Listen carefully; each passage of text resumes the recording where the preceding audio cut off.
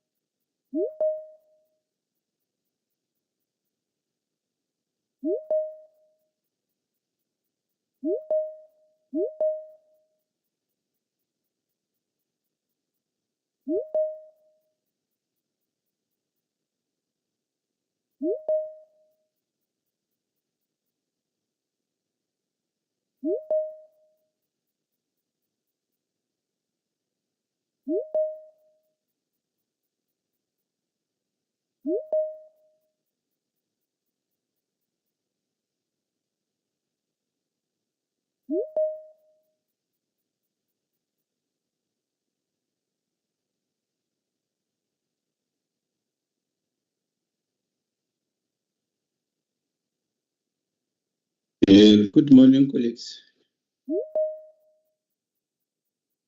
My name is Hitler Sekitla, Registrar at the South African Council for Social Service Professions. I'll be the Program Director for the day.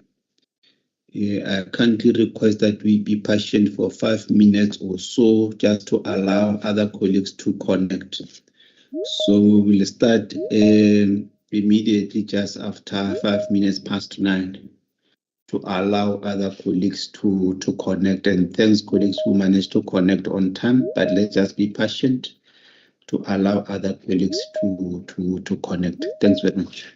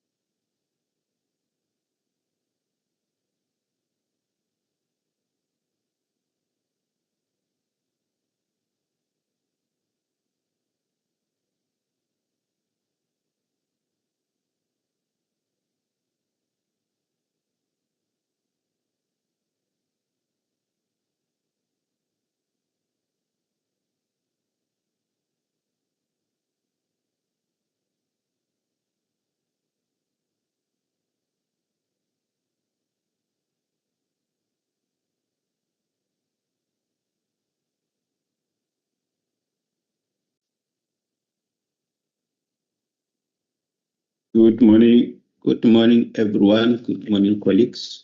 My name is Hitler. I'm the registrar at the South African Council for Social Service Professions. You are welcome to our webinar on the new online registration system and updating of particulars through the Google form for the purpose of migrating registrants' profiles to the new system. Members, can we record the section? Colleagues, allow me to switch off the camera. I want to believe you saw my face. You can attach the name to the face. Allow me to switch off the camera so that we don't experience network weaknesses and so forth. So next time when you see me in town, just say hi, registrar. To that, I'll also greet you back. Let's record the session so that we can formally start it just after 5 minutes past 9.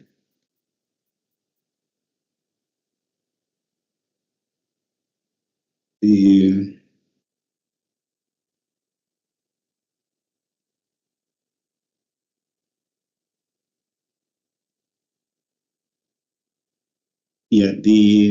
we are on record, colleagues.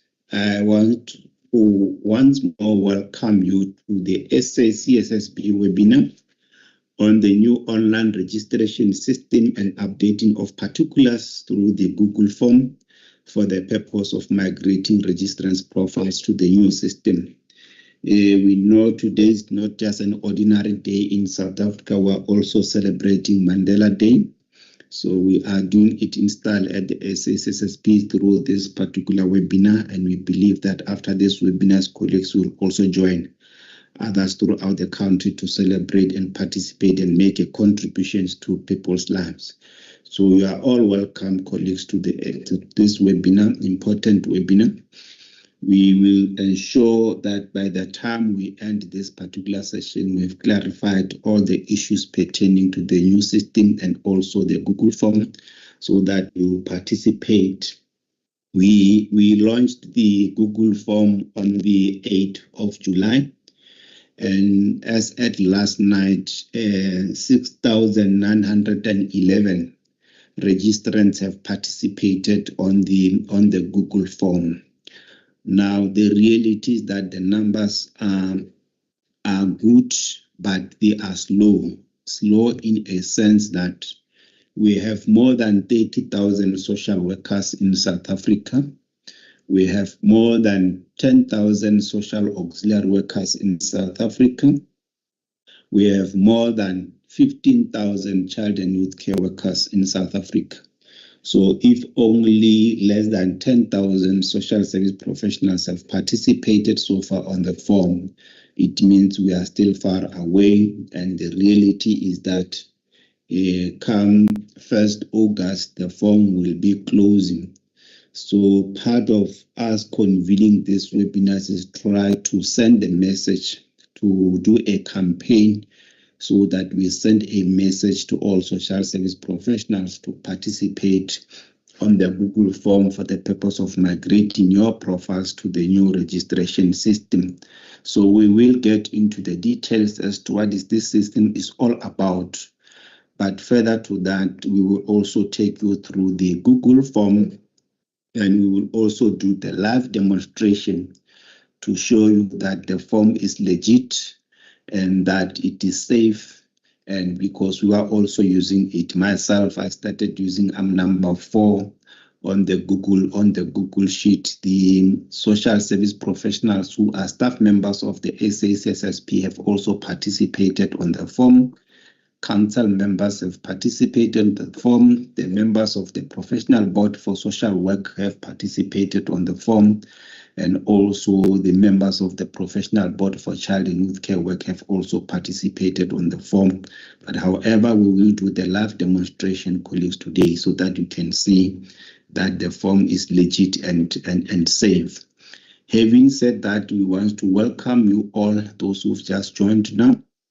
I will take this opportunity to hand over to Mr. Sibusiso Likele, our admin clerk in the Communications and Public Relations Subdivision, to take us through the attendance. Mr. Lukele. Good morning, colleagues, and the chairperson, Mr. Hitler. So far, the attendance, we are sitting on 124 attendees, all teams, and on our YouTube, it's 11 attendees so far. And then I have noted the attendance of Miss Charlene Singh so far, chairperson. That will be all from me for now. Over to you, Mr. Hitler, the chairperson. And thanks, Mr. Lukele. Yes, we welcome everyone, including the council members and the members of the professional board. The vice president will also connect. Mr. Murenden Muridil will also be connecting, and we recognize everyone who has connected so far and those who will still be connecting. Now, in terms of the purpose of the webinar, I've already alluded to some of the issues that we'll be doing today. Safe to indicate that, colleagues, they're noting that the teams might take a maximum number of people who are also streaming this webinar on YouTube, so that those who might not be able to connect through Teams are able to follow the webinar through the live streaming. So the IT colleagues will share the link in the chat bar. If they have not done so, they will do so, and will indicate Ms. Mbuzo and Mr. Mnene as soon as you have shared the link for the live streaming of this particular webinar.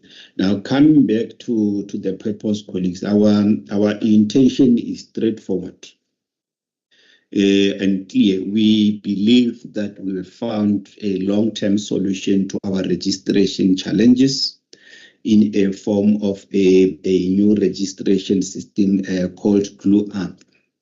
We've been struggling for years. All of you are aware in terms of the challenges that we've been experiencing through you as registrants and as applicants, even ourselves as staff of the SACSSP.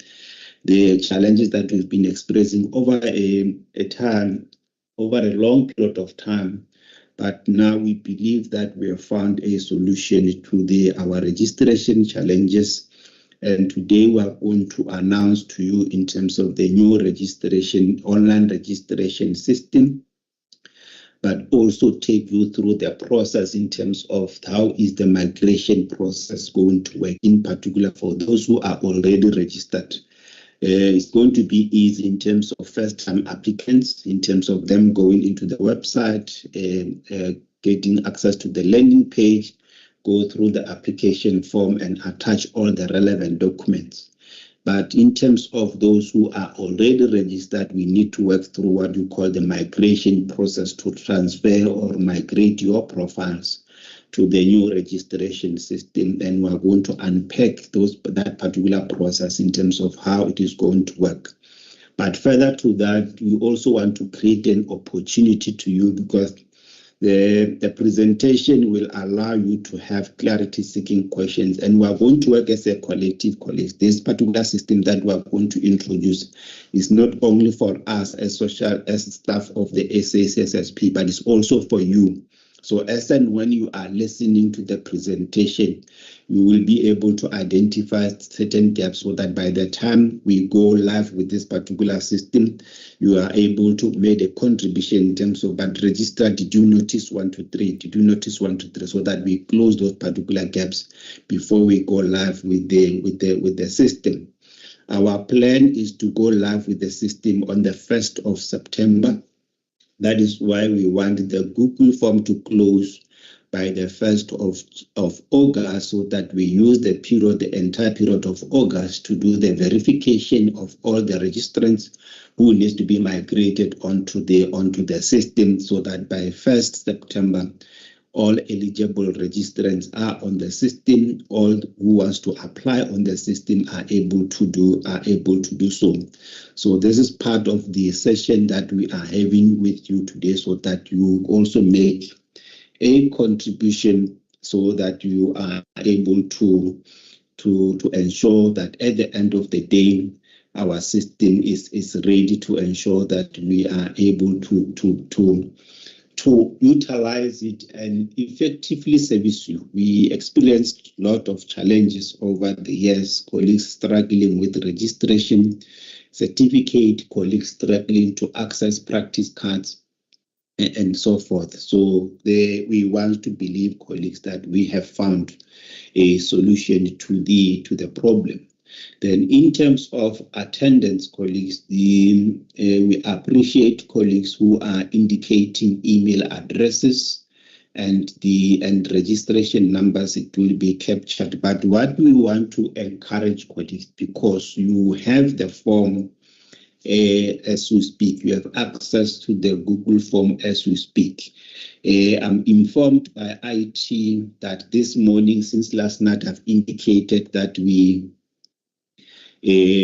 last night we were at 6,900 participants on the system. I'm informed by our IT that as we speak right now, we are sitting at 7,041. So this is a huge improvement. So my advice, colleagues, as we are sitting or having connected into this webinar, let's start utilizing the Google form so that we practically try to solve some of the problems that you might be experiencing as we go along.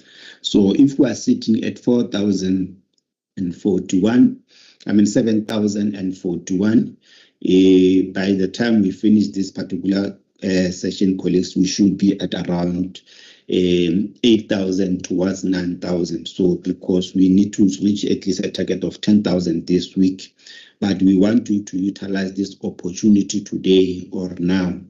Should you experience challenges, we assist you live in this particular webinar. So let's continue, colleagues, so that at the end of the day we are able to assist one another. But further to that, colleagues, we want to use this webinar to launch our campaign for each and every social service professionals to take responsibility to ensure that the colleague next door, you at your respective workplaces, at your respective organization, is completing the Google form. It's going to make my life easier as the registrar. It's going to make our staff life easier, our staff at council life easier.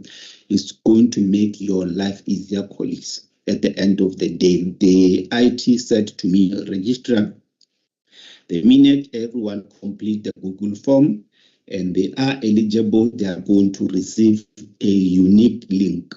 So that link that you are going to receive after completing the Google form is going to allow you to enter into the new system, for you to update your profile, to create a password, and also upload your personal professional photo, by the way. That's how nice the system is going to be. Colleagues who are registered with UNISA, for example, there might be other universities who are utilizing a more or less similar system, but the clear one that I know is UNISA. As a student, the minute you go into that system, it's going to work more or less similar to the My UNISA system, where you are able to update your profiles at any point in time, to access information regarding this institution at any point in time. The good thing with this system that is going to come with what you call a SACSSP mobile app. So on your gadget, electronic cell phones and so forth, you will be able to access the SACSSP at any point in time. So having said that, colleagues, allow me to introduce the presenters for today. They are going to do a joint presentation. We are having our hardworking IT or ICT officer, Mr. Solomon Munene. He's the one who's leading this project from an IT point of view, Mr. Solomon Munene. We also have Mr. Jerome Weyer, who is our project success partner. So Mr. Weyer has worked with different organizations, assisting them in terms of the onboarding process and the migration process in terms of organization that are also using the glue up system. So he has a lot of knowledge and experience as far as this particular process is concerned. So he has started working with us, and so far we are really making strides to ensure that come 1st September 2025, we go live with the system with no any hassle. So I'm going to hand over to Mr. Munene and Mr. Weya to take us through the presentation. Colleagues, just indicate when you are ready. And also, Ms. Mbuzo, let's ensure that we share the link for the live streaming of the webinar. Thanks a lot. Mr. Munene. Thanks, Chair. Good morning, everyone. Chair, I'm trying to allocate Mr. Jerome some rights. If you could just give me 2 minutes. Okay, no problem. May I confirm if the Vice President has managed to connect? VP? VP, if you manage to connect, you can greet your constituency. And also the chairpersons of the professional boards, if you are here, you are welcome to greet your constituency. It appears the VP is not yet connected. He's been struggling to connect. Mr. Mnene will indicate when you are ready.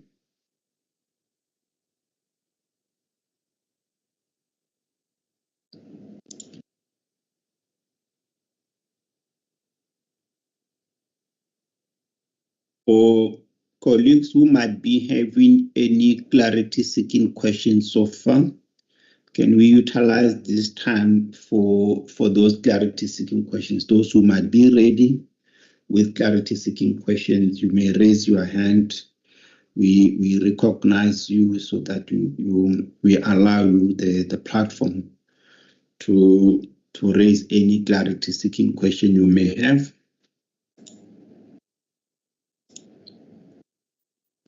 Mr. Chauke, I see Mr. Chauke. I see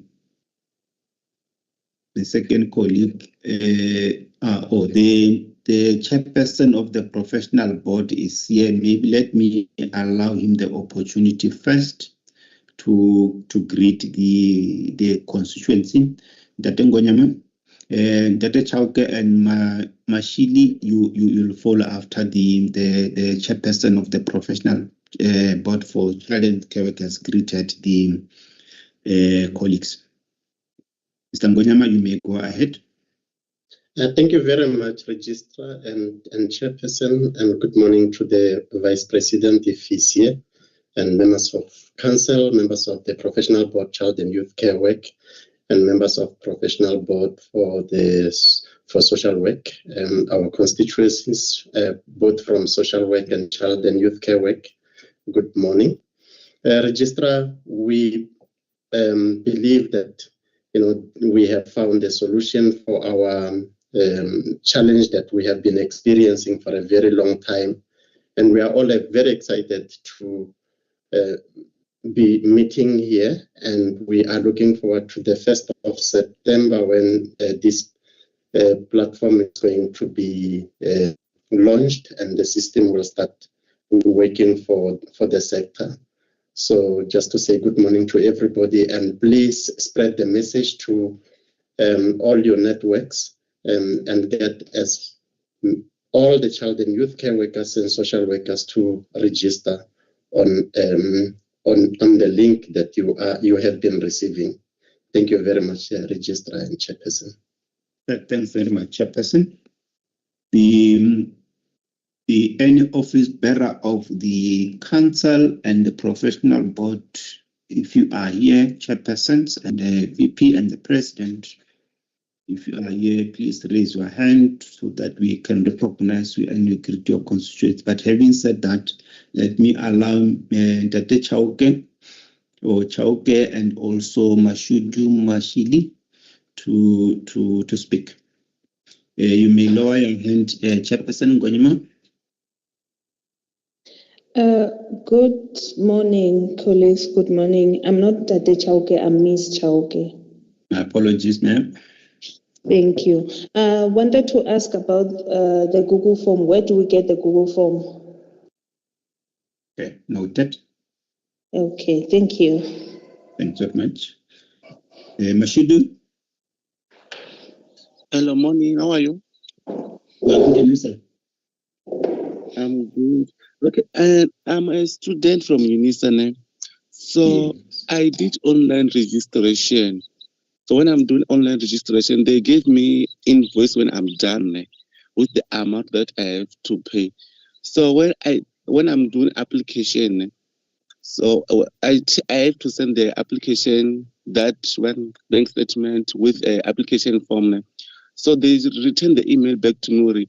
I have to pay 262 instead the money I got from invoice. So I'm confused there, or I have to top up that money, or I have to pay 262 again. But noted, Mashili. Okay. Because we are dealing with the register issue and you are referring to they, so I'm interested to know who are they, because if the staff members of council, they are here, they should be able to recognize your issue and be able to intervene. I'm going to take the hand of the Ms. Chauke. Ms. Mbuzo requested the link. Can we also post the link for the Google form in the chat bar? But Ms. Chauke, we did issue the general notice 8 of 2025. Yeah, we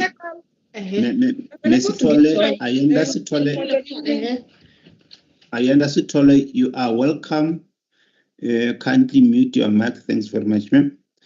So we issued the link through a general notice 8 of 2025. It is on our website, but you can also access it on the chat bar. Colleagues will post it on the chat bar so that you can access it. But if also you go to our website, you can access that particular the Google form is on the general notice. You'll find on it's written Google form in blue on the general notice. So you just click on that part written Google form, then it will open. It will and you'll be able to update your particulars in less than a minute.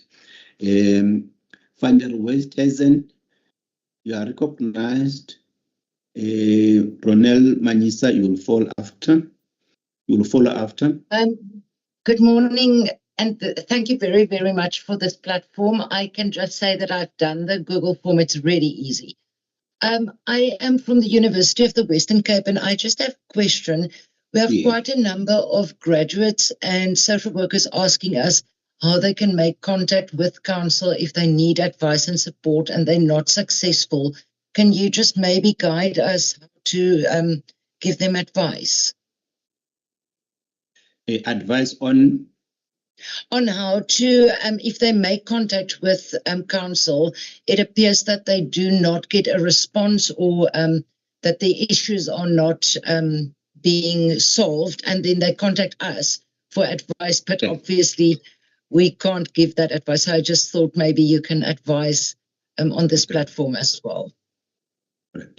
Yeah, we will deal with all the issues. I'll also post my work email address in the chat bar, which is registrar@SACSSP.co.za, so that anyone who's not getting assistance from our office can just use my email address. Then we will channel those clarity-seeking questions or advices to the relevant division. But we also issue regularly, colleagues, general notices on our website. If you can go to our website, you will access the information on the SACSSP. Like recently this week, we're experiencing challenges with electricity, which could be one of the problems. It's only today that electricity is back. Since Monday, just after 1, we're struggling with the electricity in the office, and it affects the landline. So that could be the reason. Yeah, that could be the reason why. That could be the reason why colleagues could not access us this week. All right, colleagues, you are all welcome. Kindly mute your mics. Zandile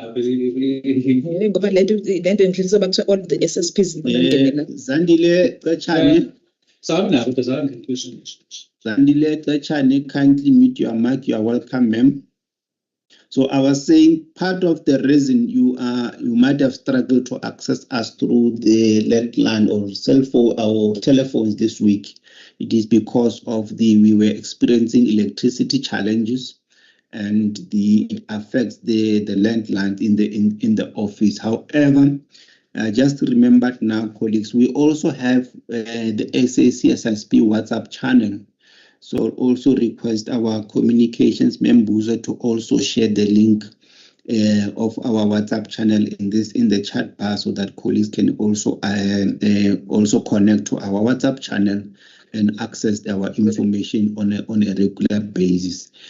I'm informed by Mr. Munene that they are ready with the presentation. So allow me to suppress all the hands. I see Mapu, Ratau, and also Mukwena. Colleagues, allow me to suppress you.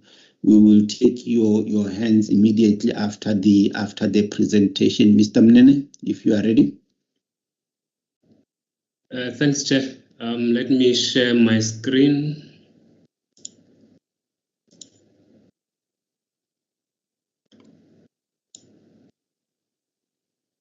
Morning once more, colleagues. My name is Solomon Munene, the ICT officer here at the Council.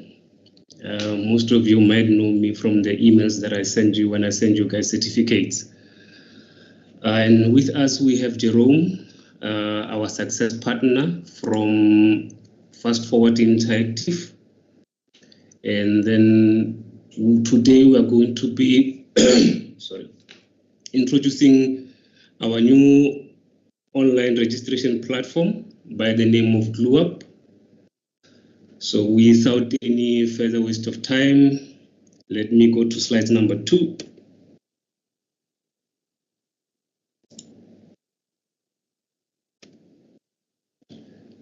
Okay, our previous system often led to delays in processing, document tracking, and real-time communication. And this presented some challenges, mostly for applicants, our registrants, and us as well.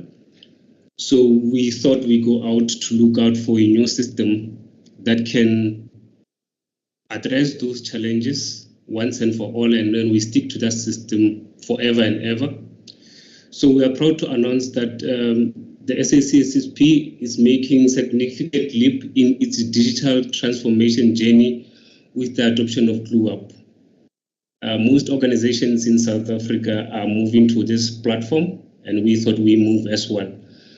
So I'm not going to list the challenges of the old system because I think we are all aware of them. Even right now, when you go online, you cannot access it because we decided no, it's no longer working for us. But the GlueUp system will offer solutions. It will offer these following solutions: faster service, smarter operation, and enhanced security. So what is GlueUp? GlueUp is an interactive all-in-one platform designed for faster, smarter, and more secure registration services for social services professions. And then with GlueUp, these are the things that you as registrants excuse me, you as registrants can do with the system.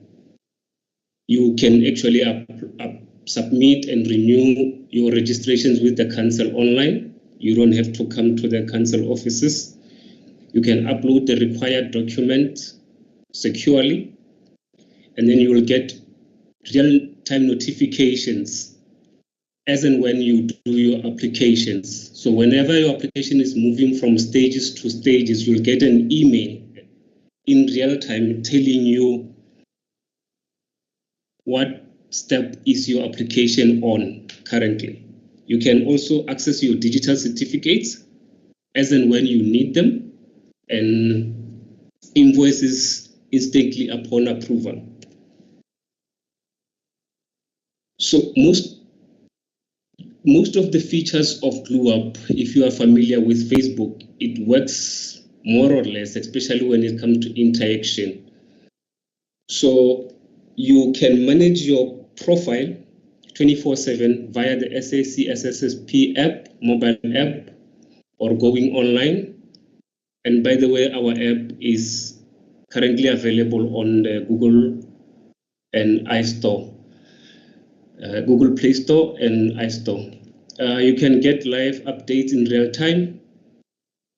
Like I said, every time you do an application, as it moves through stages, you'll get an email telling you what's happening with your application. Okay. So these are the benefits for our registrants. You can access the SACSSP events, CPD training events as well, instant certificates, instant practice card, membership directory, meaning you can be able to search other registrants, you can be able to interact with them, send them direct messages, or engage with each other in a group that has been set up. For the example, I'll say if we set up a group for social workers, for them to interact with each other, you can post a topic in there and all of you discuss that topic.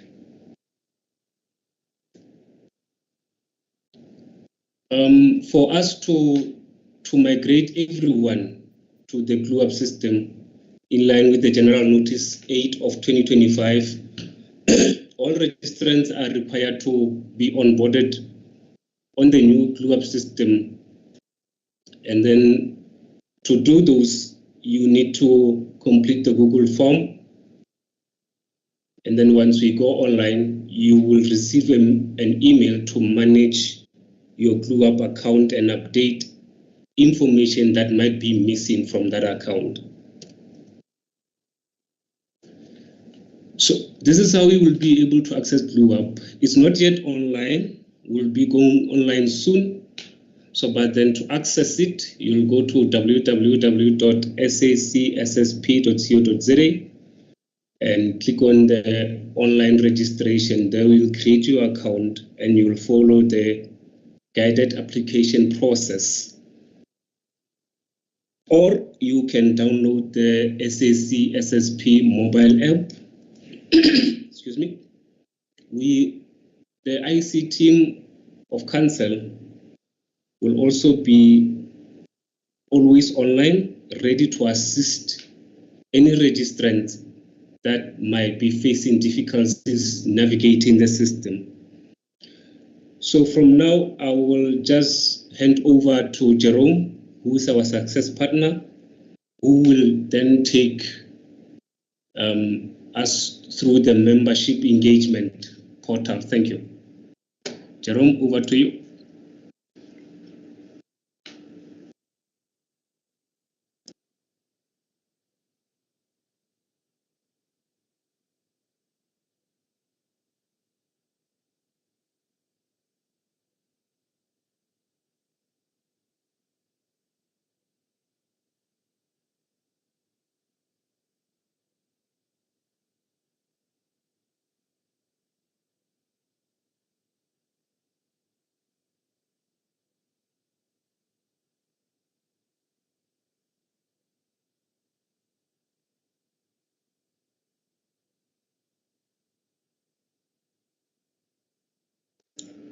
Jerome, I'm not sure if members can hear you.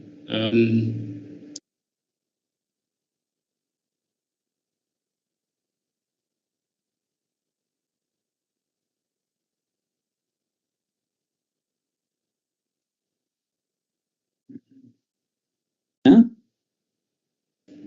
now we can hear you.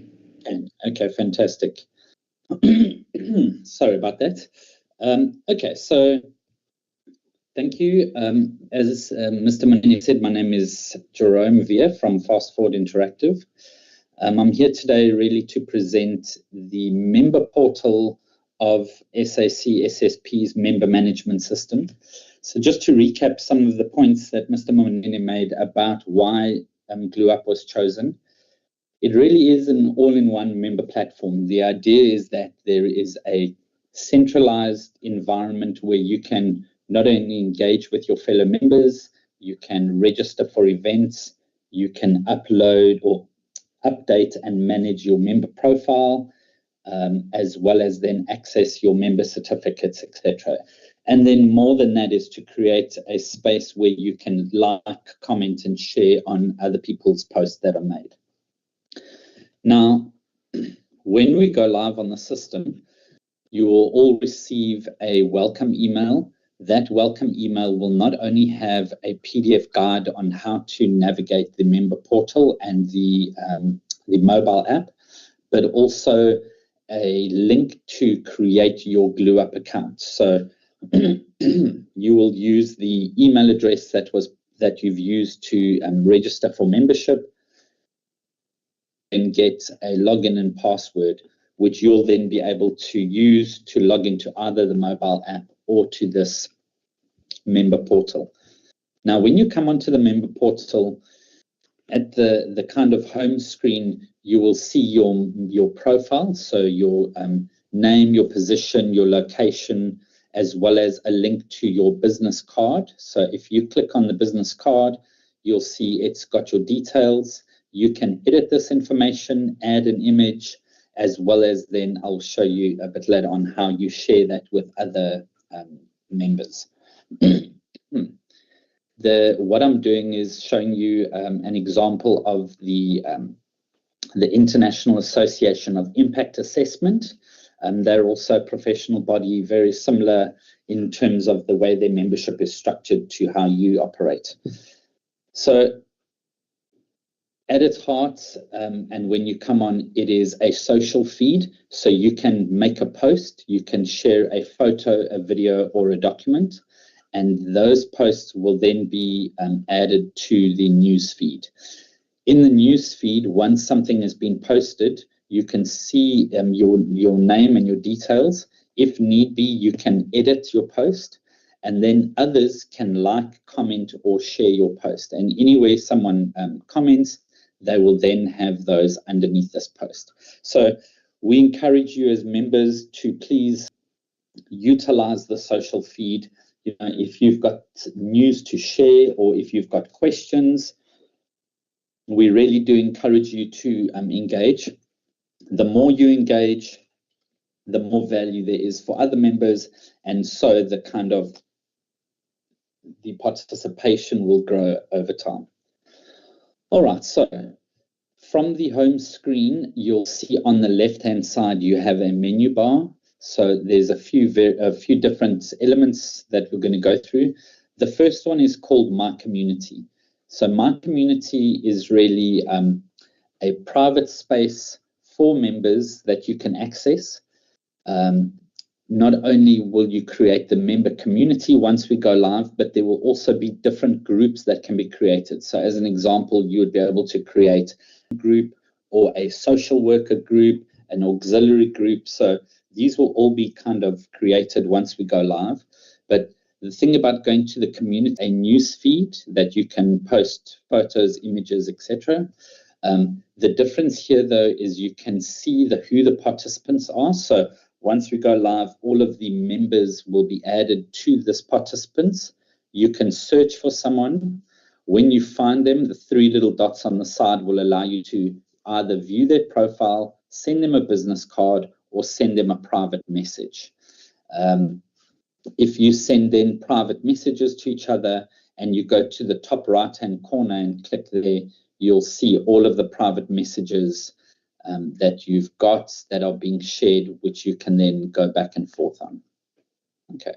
The community space is also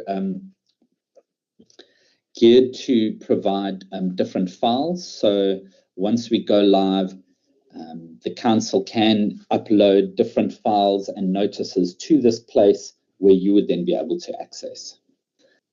All right, beyond the community, on the left-hand menu, you can access the member directory. The member directory is shown by alphabet. You can see all of the kind of social workers listed. And if you click more information, you'll be able to get more information. You can share a business card as well as send them a private message.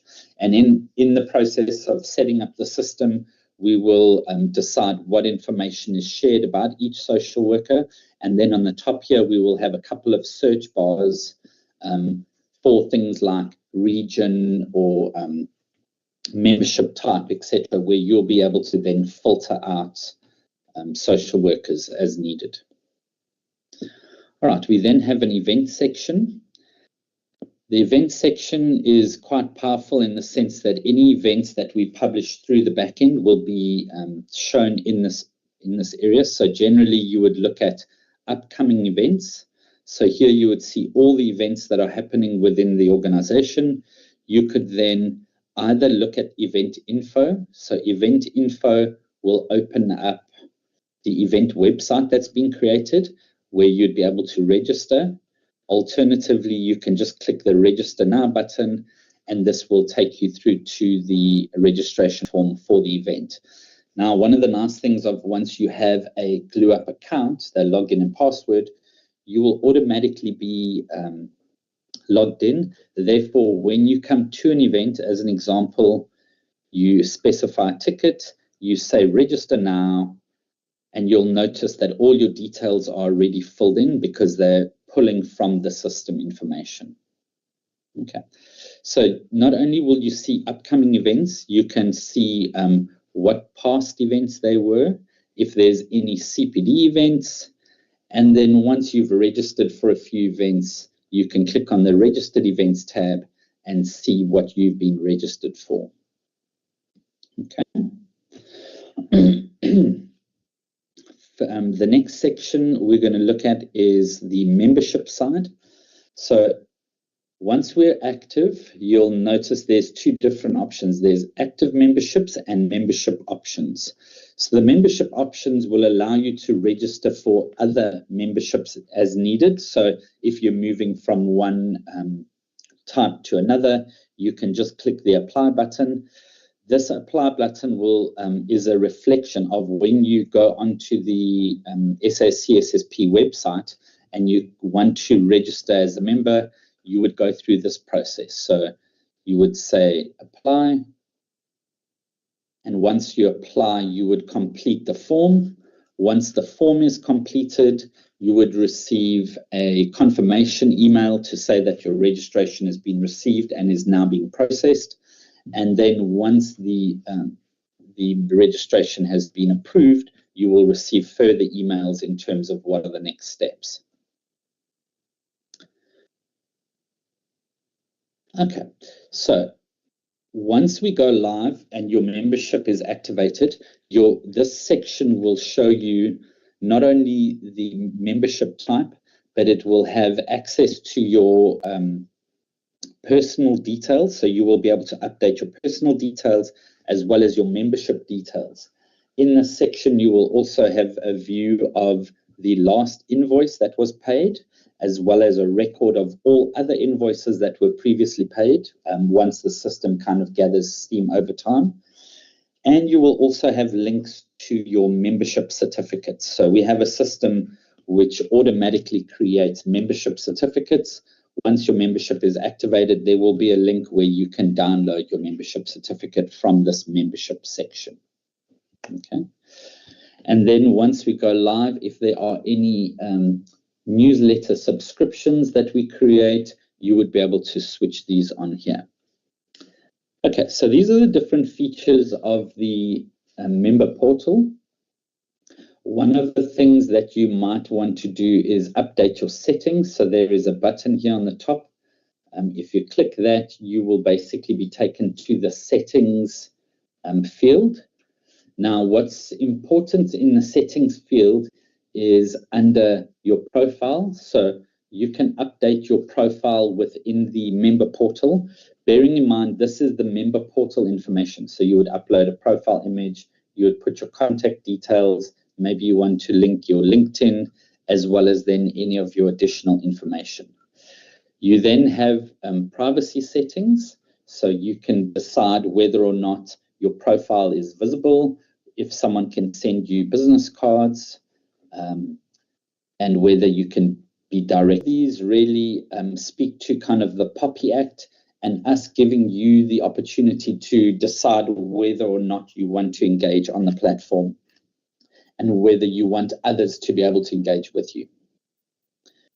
Then you have notification settings. So one of the things you'll notice when we go live is when someone posts to the network, you will receive an email notifying you that you have received or that a new comment or a new share has been added. So within the notification settings, you do have the option to switch off and on the various elements. So if you don't want to be notified if there's a comment, or you don't want to be notified that there's a new post, etc., you do have the option of switching these elements off as needed. You also have the option of deciding which, well, I have lots of organizations, so that's why you see this dashboard.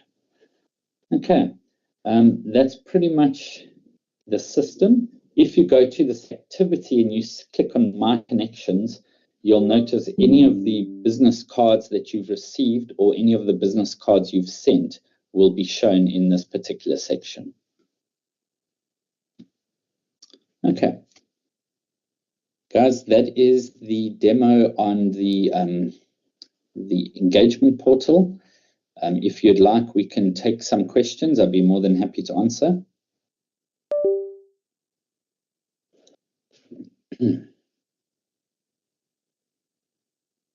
Hi, Nicolette.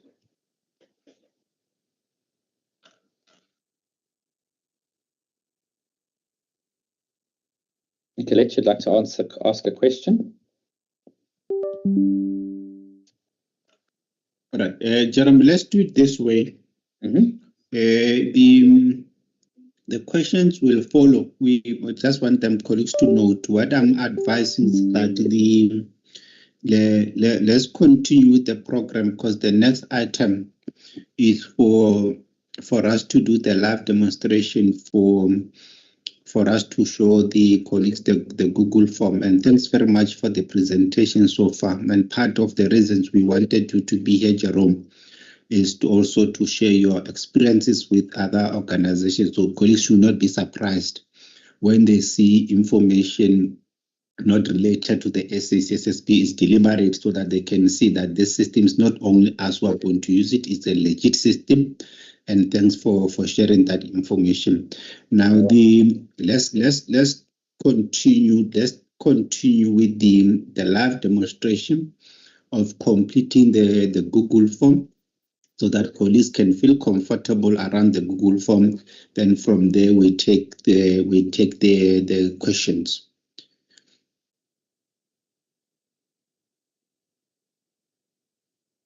Ms. Malombo, are you ready?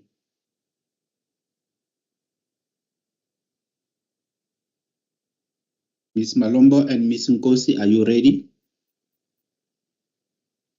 Yes, Registrar. Okay, you can start, ma'am. You can probably share your screen.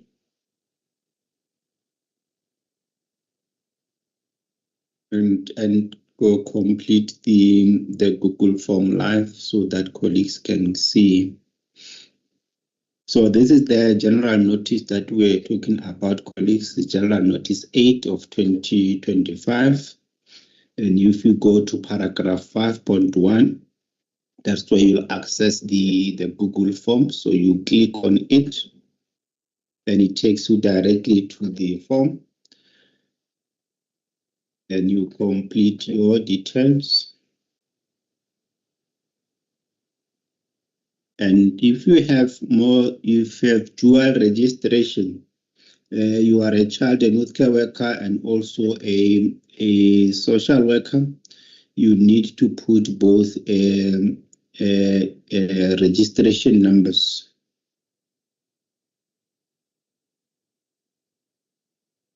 So on the cell phone number or mobile number, colleagues, please make sure that you start with +27, which will represent the first zero.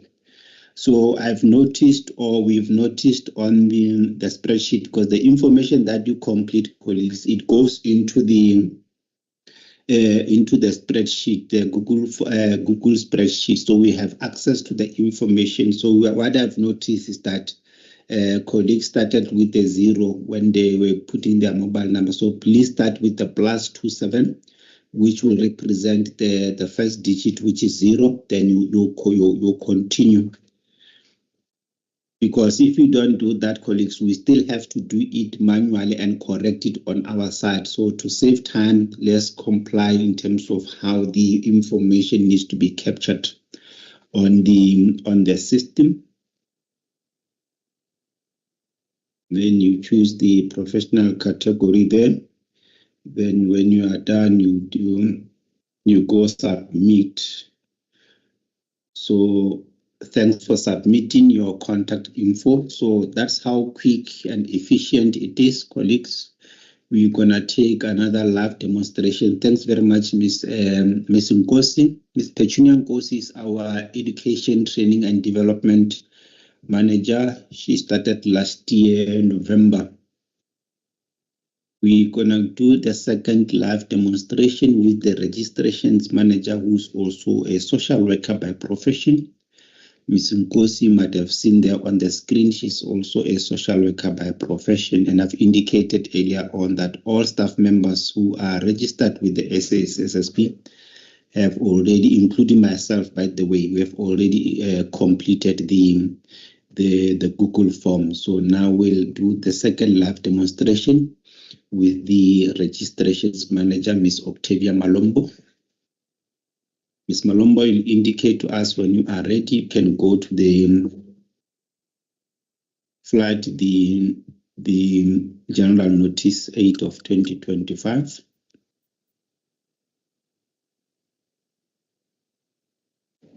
Chair, I think Ms. Malombo is having some internet connection issues there. Yes. Okay. No, I see. No problem then. If that is the case, then we can proceed with the questions and answer session. And as soon as she's ready, Mr. Munene will indicate to us so that we finalize the live demonstration. So having said that, colleagues, we are going to take clarity-seeking questions, starting with Mapu, followed by Ratau. The third one will be Patrick Mentor. And I see other colleagues have posted their questions in the chat bar in that sequence: Mapu, Ratau, and Mentor.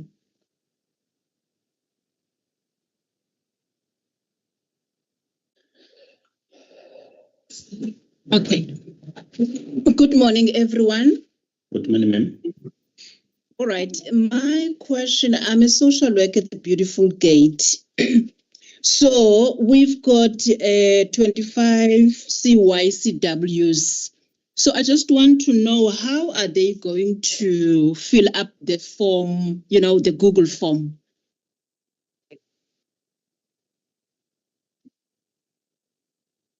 You want to know? I want to know, how are they going to fill up the Google form? Because it seems as if it goes to each personal email address of each and every worker. So how are they going to fill up this form without registration? They are not registered. Some of them. Yeah, the Google form is for only those who are registered and have registration number.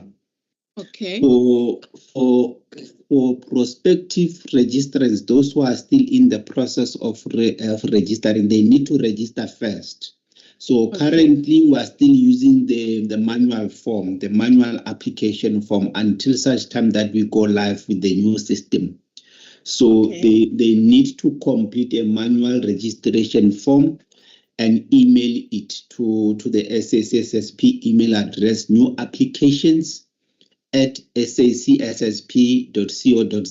But if you visit our website and you also go through our WhatsApp channel, you will access that particular information in terms of how to go about completing a manual registration form.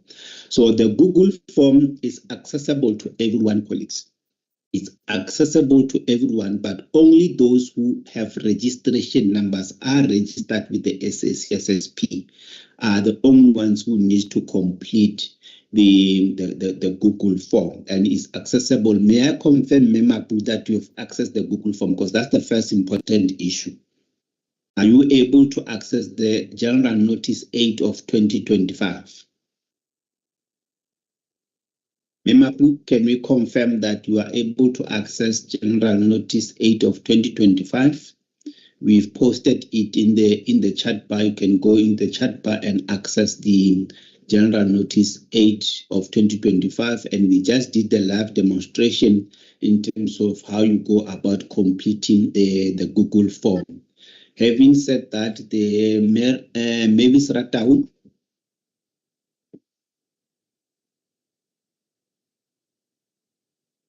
Mavis Ratau, kindly unmute. Memapu, mute your mic. Meratau, you may speak.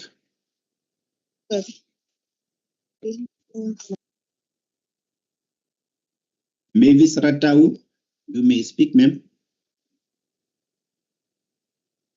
Unmute your mic. Good day, colleagues. Good day, ma'am. It's Mavis Ratau here, challenge with care at Ratong Kwakwa.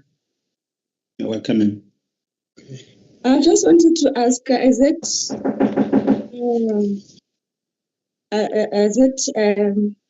what is this? If you have changed, hello? We can hear you, ma'am. Just manage the noise behind you. If you have changed the surname, is there any system to pick up the surname, or do I have to fill the form and attach the document? Yeah, you need to fill the form. We won't be able to pick it up. Okay. You need to fill the form of changing the marital status. Yes. And we will process it accordingly. Colleagues, what we did, we also shared with you my email address, but don't use it for everything, colleagues. We also shared with you the registrations manager's email address. Any matter pertaining to registration, please direct it to the registrations manager. I've shared with you the ETD manager's email address. Anything related to CPD, please send it directly to the ETD manager. Anything related to finance, payment of annual fees, please direct that email to the finance manager. Myself, you can only talk to me. I plead with you, colleagues, only if you require intervention, urgent intervention. Having said that, Merata, we may lower your hand. Patrick. Thank you. Thanks, ma'am. Good morning, everybody. Everybody can hear me? We can hear you, Patrick. Yeah, just I think earlier on I just wanted to say something else what I wanted to ask, but just to note that the form is super easy to complete. Thank you very much. And then I have a question. So I have two questions, but then I have a question on Glue Up. So Glue Up, once it goes live, all your information is in there, and I understand that we can do like posts, etc. Is it similar to any other let's say portals where you can actually hide some of your information, especially when it comes to confidentiality, etc.? That's a question. And then a second question. I'm just going to ask my questions finished. Is all forms and policies? Just Patrick, just hold on. Lungile, Patrick, hold on. Lungile, kindly mute your mic. Thanks, ma'am. You may proceed, Patrick. Yeah, and then my second question is, currently is all forms or are all forms and policies on SACSSP website updated? Thank you. Thanks, Patrick. I'll answer the second one. Are all policies of the SACSSP updated? That's part of the process that we are doing. But however, what we are doing in terms of this system, firstly, that what we do it in terms of the current regulations for registrations of social service professionals. So all the information that we are requesting or will be requesting from you is in line with what we need to have in terms of Section 19 of the Social Service Professions Act. So we're not asking anything beyond what the Act and the regulation is requesting. Then in terms of the ability to hide certain information on the platform, from where I'm sitting, yes, and Jerome and Solomon will also come through to respond to that and give certainty on that. So you will be able to, not all socials, every person will see your personal information on the system. It's just and when you participate yourself in that particular platform, in the community platform, that when you share your information to the extent that you want to share that information, including your business card, by the way. But not everyone's going to have access to your profile. The only people who will be able to have access to your profile, it will be us as in the back end as admin in terms of managing your profile. So, and also what's good about this system is that every activity that you will be doing on the system and we will be doing on the system is going to be recorded. So if we issue with a practice card on this particular date, it's going to indicate that if Hitler issued you a practice card on this particular date at this particular point in time. So, but Jerome can also add in terms of the hiding of certain information of registrants. Jerome? Yeah, so you will be able to limit what information is viewed by other members. You have full control of your visibility, whether that's total profile kind of masking or just certain information. So if you don't want your email address.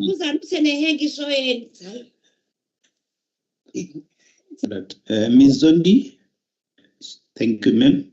May I proceed, Jerome? Yeah, so if you want to hide your telephone number or your email address, you will have the options to do that. Awesome, thank you very much. No problem. Thanks, Patrick.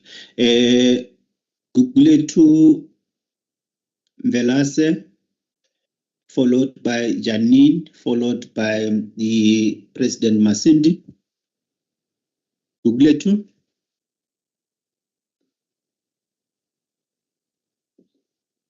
Guguletu, you may unmute.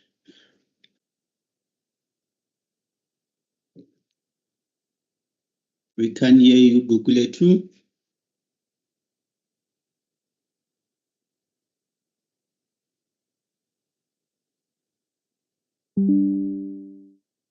Guguletu, we can't hear you. Kindly unmute your mic and speak. While we are waiting for Guguletu, Janine. Good morning. Hi, Janine. Hi, I just want to know, I'm registered as a social worker and as a probation officer. Does that Google form allow you to click on both?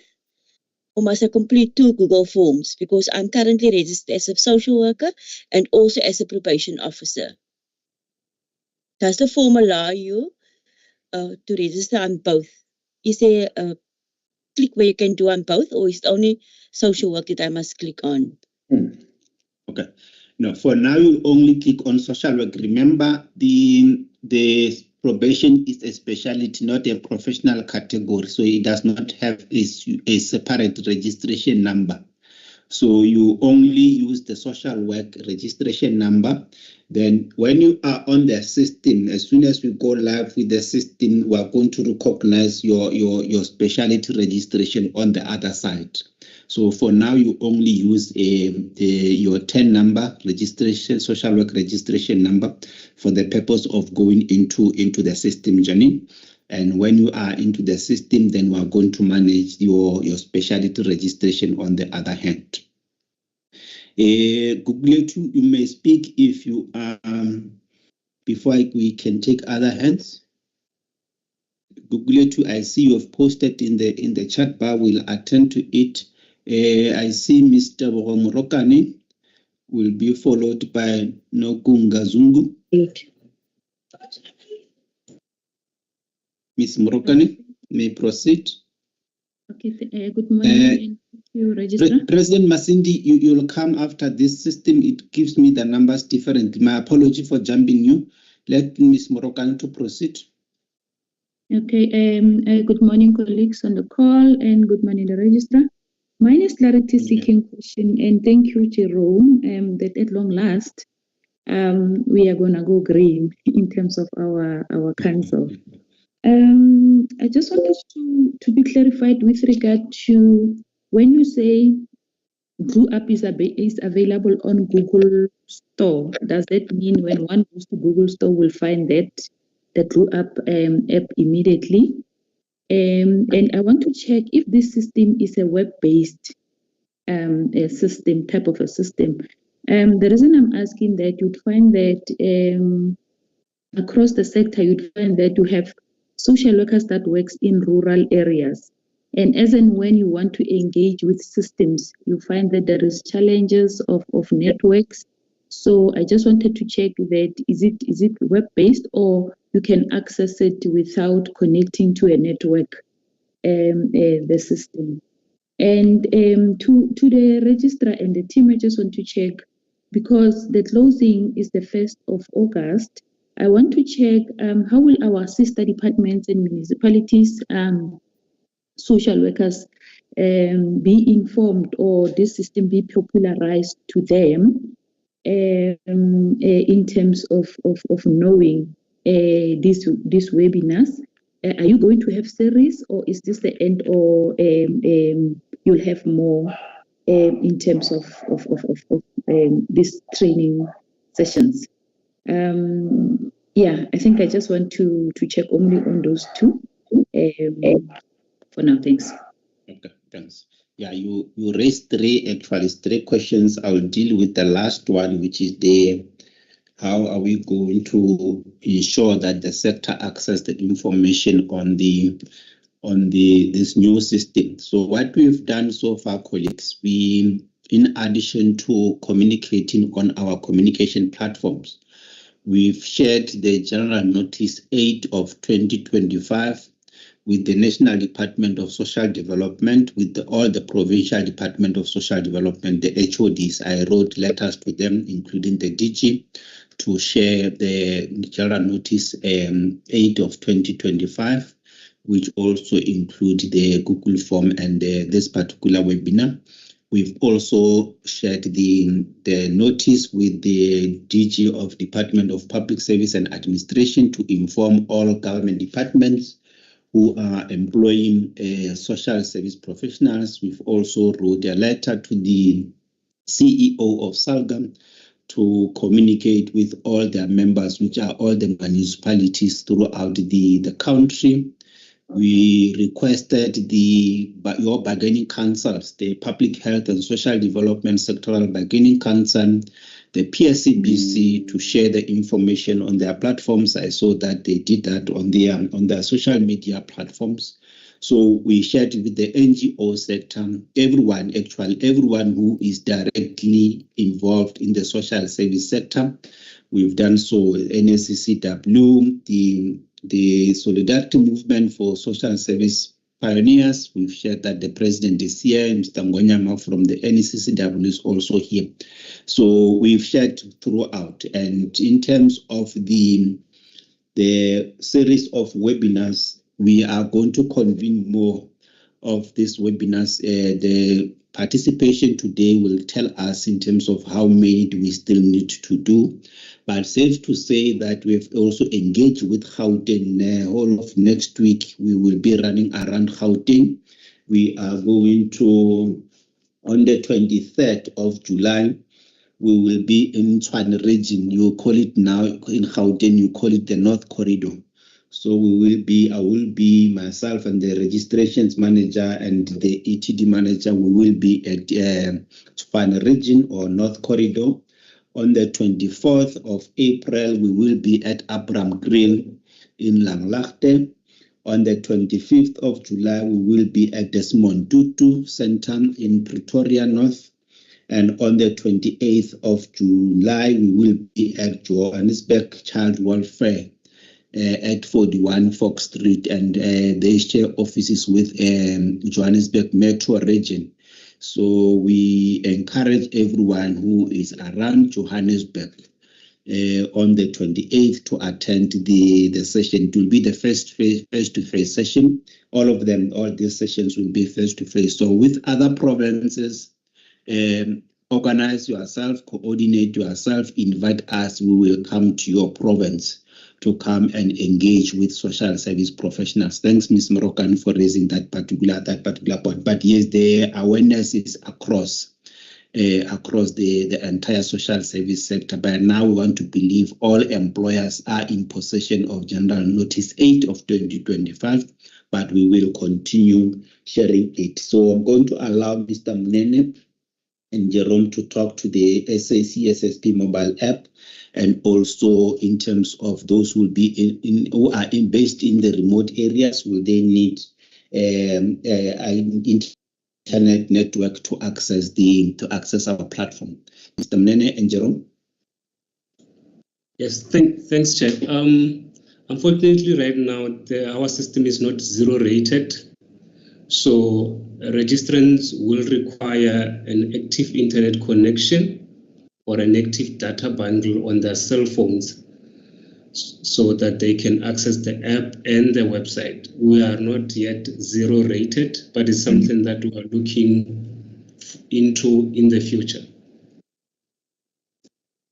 Okay. The mobile app. What is the status of the mobile app? Is it accessible at this point in time? The mobile app is accessible. However, because we haven't gone live yet, your membership information, etc., won't be available, though you would be able to download the app and register for a Glue Up account. But again, because we haven't gone live, it's kind of ahead of the curve. So when we do go live, you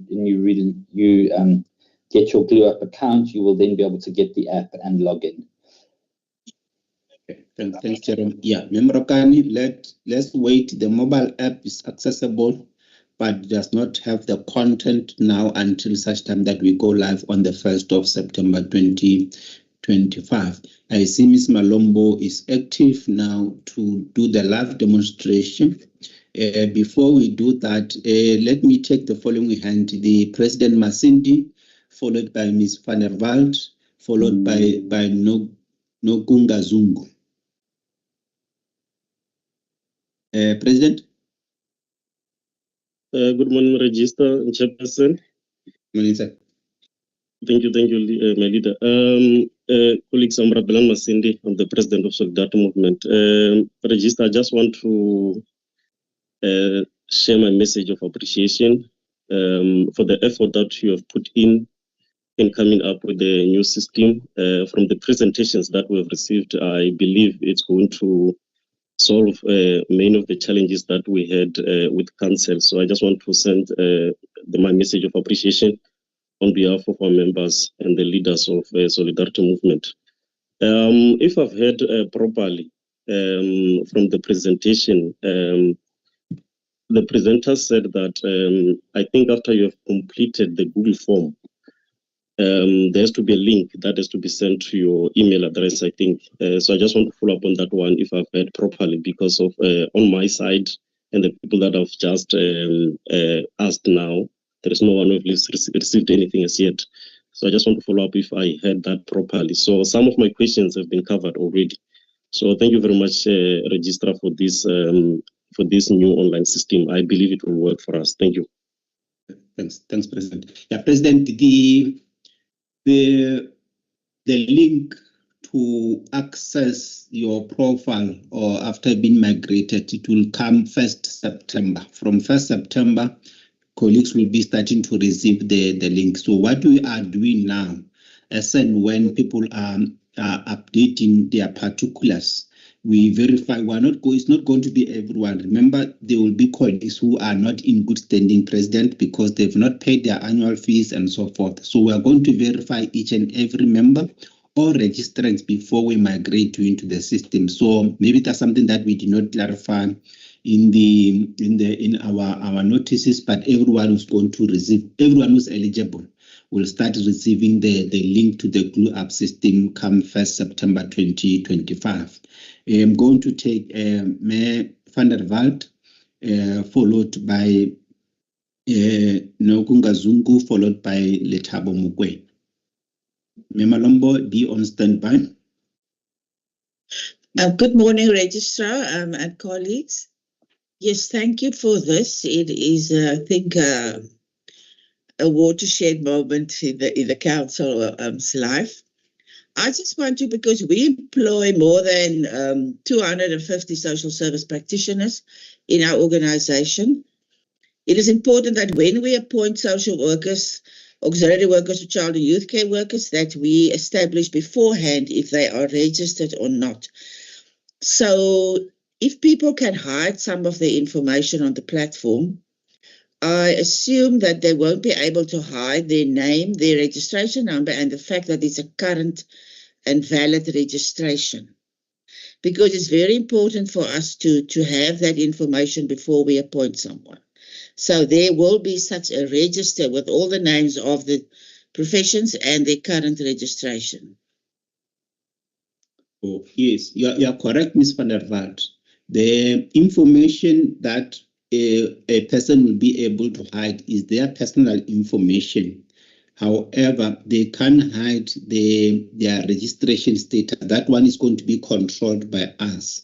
And on the website, on the SACSSP website, any employer or any beneficiary of social services who wants to utilize Hitler services, for example, you can go on our website.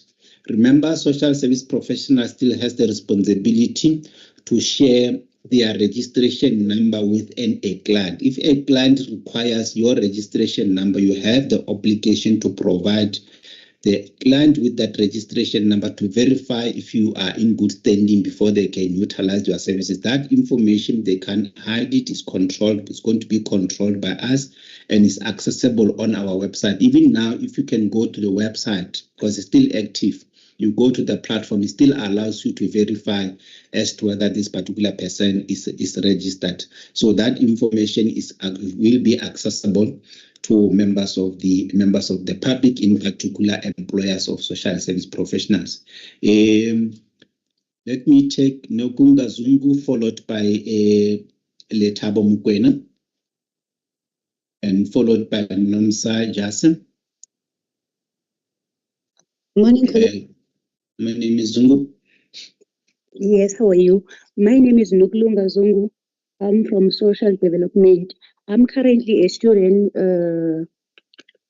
doing child and youth care level 5. Then our facilitators said to us we must do a registration through bank. If I heard you clearly, you said there is a form that we're supposed to fill. Since we are new, we don't have registered number from council. So we paid that money, 760, as we are new and we don't have a registered number. So what are we supposed to do in terms of that? Where is your application for? We paid to council. Yes, I mean your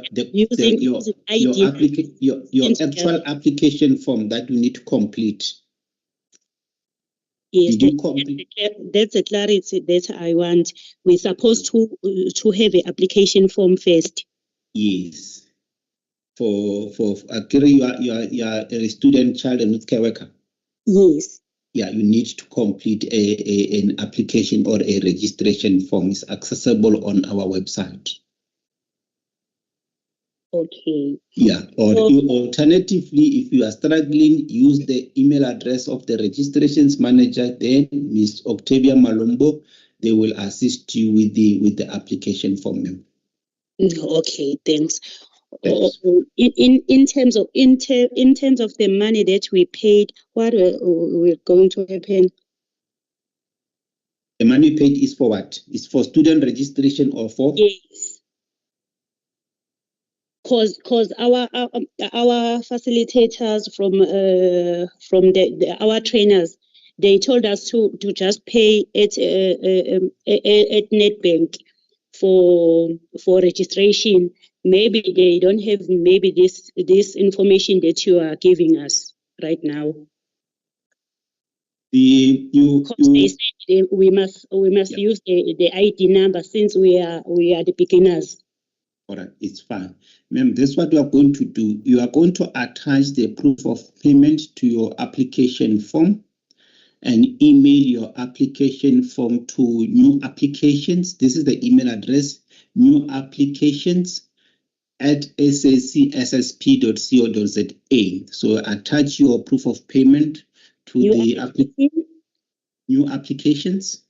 Yes. At SACSSP. Okay. .co.za. It will be also posted. Membuzo, you can also post it on the chat bar, the email address for new applications, so that the Nogunga Zungu can access it. Then you email your application form and attach your proof of payment there. Then the colleagues will access it and they will take it from there. Letabo Mukwena, followed by Nomsa Jason. Followed by Mekuto. Good morning. Morning, ma'am. How are you? I'm good, and yourself? We are good. I have a question here on updating the personal information. Ne? Yes. Okay. I'm a registered student since I qualified last year. I got my certificate in November. Congratulations. As a qualified social auxiliary worker, NQF level 5. Yes.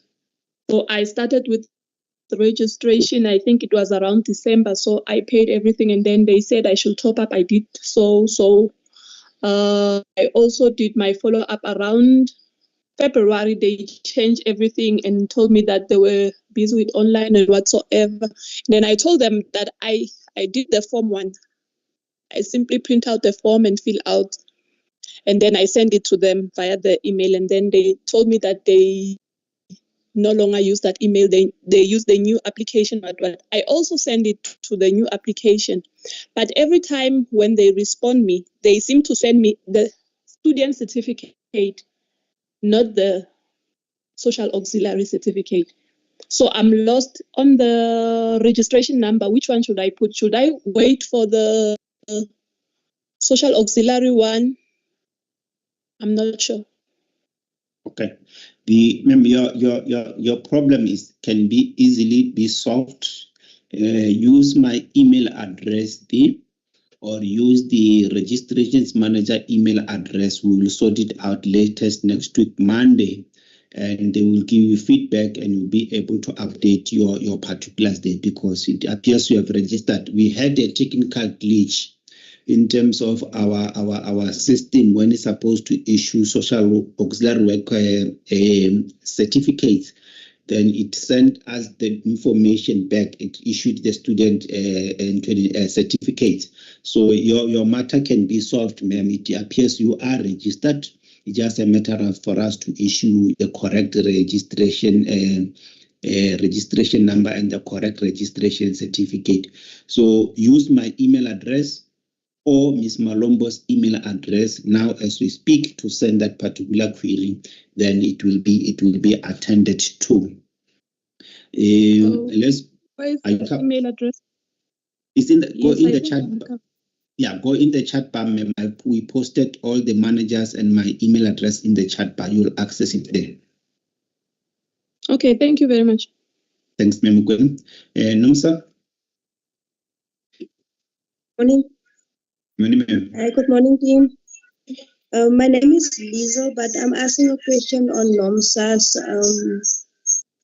device because I'm on YouTube Live. So my question is that I made a mistake on the Google form. So how do you correct it once submitted? Because it keeps saying already responded. So which part of the field you made a mistake?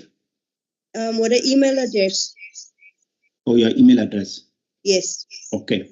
Then this is what we are going to do. Send us an email. Use my email address. Send an email with all the particulars as if you are completing the form. So just give us all the information. Then we will send it to IT for IT to correct it in the on the back end. Okay. Noted. Thank you. Sure. Please lower your hand so that we can recognize other hands. Release Mankhe.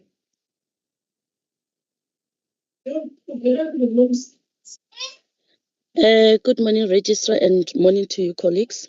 Morning, ma'am. Yeah, the question that I have. Microphone, Ntombigaise Ngesi, kindly mute. Ntombigaise Ngesi, kindly mute your mic. But you may proceed. Ms. Mankhe, you may proceed. Okay, thank you, sir. The question that in the change of personal details, like the change of surname, I had Miss Ngesi, kindly mute your mic, ma'am. Thanks. Proceed, release. I had a colleague of mine asked earlier regarding the change of surnames. So when I logged in on the new forms, the Google form, it said that we are updating the details. So I thought that maybe if I have changed my surname, then I can just update the details using the new surname. So, but then I heard that I have to fill in the forms and change the surname. So now the question I have is that I heard you saying that you're still going to verify before you send links to individuals. So I'm wondering if maybe since when I updated my details on the form, I used a different surname, will that affect the link being sent to me, or will you rely on the registration number, the council registration number? Thanks, Ms. Mankhe. We will rely on the registration number and your ID number. Okay. But you will be contacted in terms of to ensure that we have all the correct details. But maybe that's something that we need to clarify, colleagues. For purpose of the system now is for purpose of migrating you into the glue up system. The most important information is your email address, your registration number, your cell phone. Please do not change the names on that system because we won't be able to recognize it at this point in time, colleagues. It's just for us to allow you to enter into the system, and any other particulars will be changed into the system because it is going to require you to attach the marital certificate. So let's note that release, you can lower your hand. Isau Molautsi, followed by Kutso Metlape, followed by Maketa. Isau.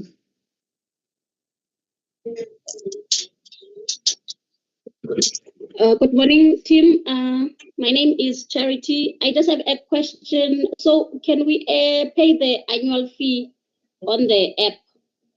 Will we be able to pay the annual fee through the app? The annual fee on the app. The annual fee for which year? No, for the 26-27 Oh, financial year. yes. Yeah, you are correct. This is what is going to happen. I thought maybe we are talking about the current one, because the current one, if have not paid by now, it has a penalty of a restoration fee of 262. So you are correct, ma'am. Our intention, for the reason why we want to go live as early as September, and you've updated your profile, so you are going to get an invoice or on your email, and it will also be on your profile that you will be able to pay online. And the good thing with this system is that if you are going to do an online payment, not EFT, online payment through what you call payment gateway, you will be able to access your practice card immediately without human intervention. For those who will be using who still have to pay through EFT, it's going to take some time, because somebody within our staff will have to capture that payment. So what we are going to promote and encourage to all social service professionals is to do an online payment, do the online payment through the payment gateway, and be able to access your practice card without human intervention. Within a few minutes of the processing your payment or capturing of your payment by the system, you will be able to access your. So please do not pay any annual fee until such time that you have been migrated onto the new system, and you'll be able to access your invoice and pay the annual fee directly and access your practice card immediately. Mekuzo Mitlape, followed by Dombovuyo.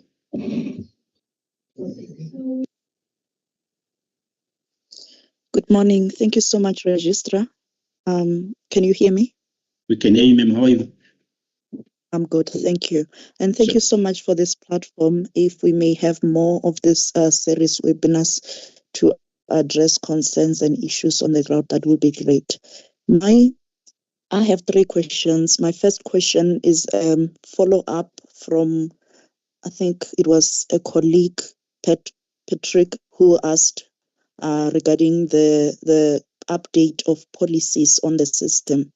My question is in relation to how is council dealing with, or is there a way in which council may deal with individuals or organizations that, let me just say, individuals that publicly or misdirect publicly refer to themselves as social workers or social services practitioners without the proper legal practice licenses to practice?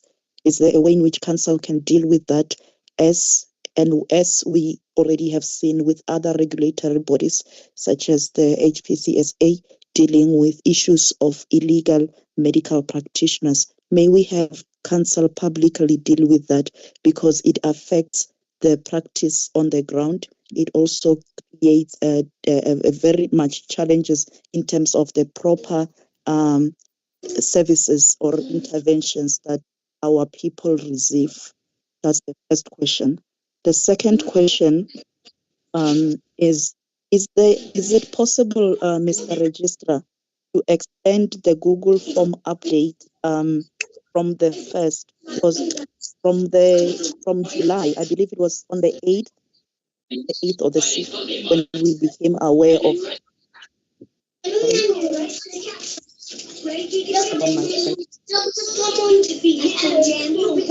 Is it possible to Pindile Madala. Pindile Madala, please mute your mic, ma'am. Pindile Madala, please mute your mic. Thanks very much, ma'am. Ms. Mutlape, you may proceed. Yes, I was on to my second. Pindile Madala. Miss Pindile Madala. Pindile Madala, please mute your mic, ma'am. Thanks. Ma'am Klapi, may proceed.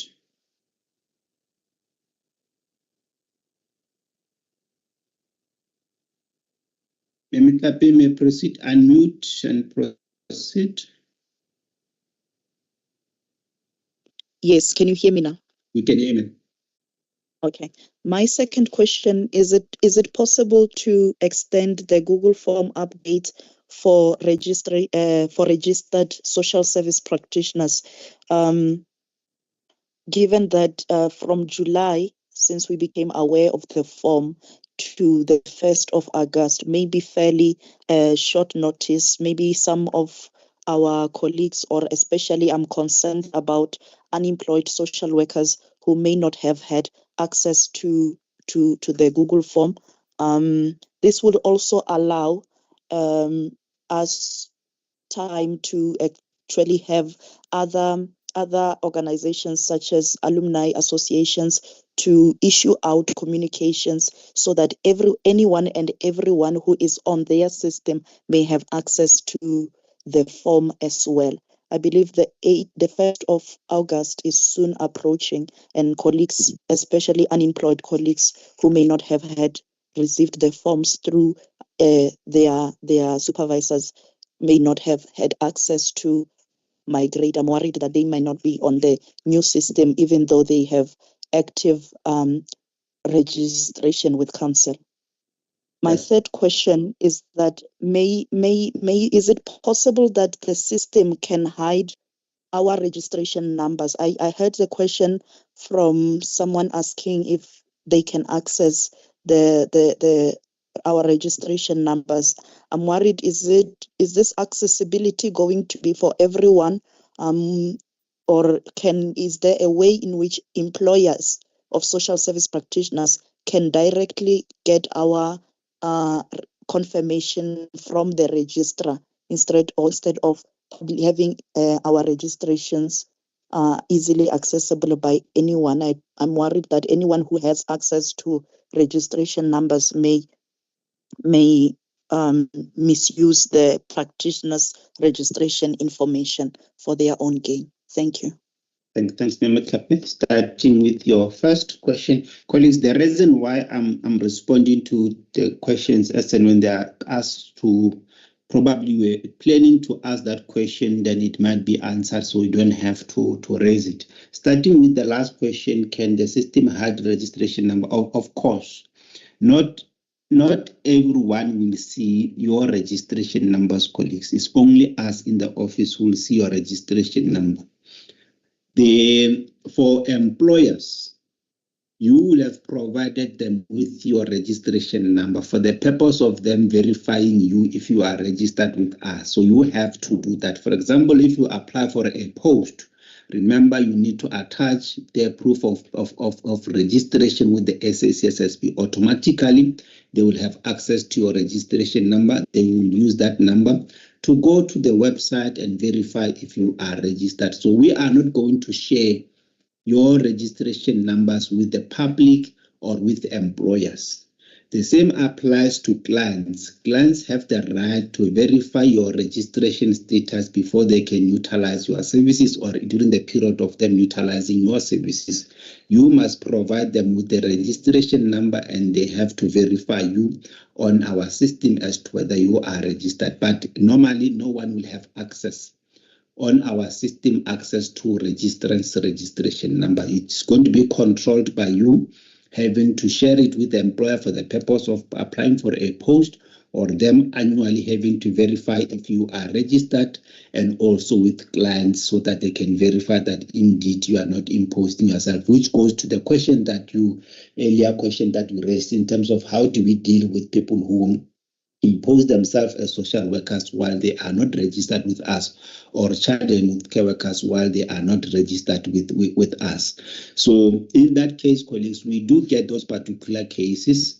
And currently, we just received one case of a person who referred himself as a social worker on TikTok. So that matter is sitting in the office of the registrars under investigation. I've personally called that particular person. So there's a debate around that particular issue. The person says, I've never said that, this is what I've said.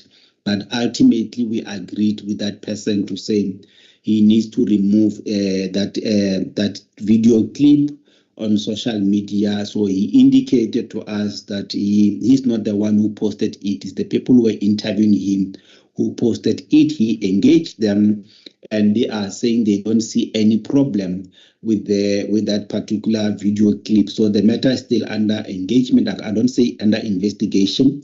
It's still under engagement. I'm engaging the person concerned. He does not have control of what was posted because he was invited for an interview. So we will see how we're going to solve that particular matter. But generally speaking, any person who regard him or herself as a social worker, a child and youth care worker, an auxiliary child and youth care worker, or a social auxiliary worker while not registered with us, they are contravening Section 15 of the Social Service Professions, and their conduct constitute a criminal offence.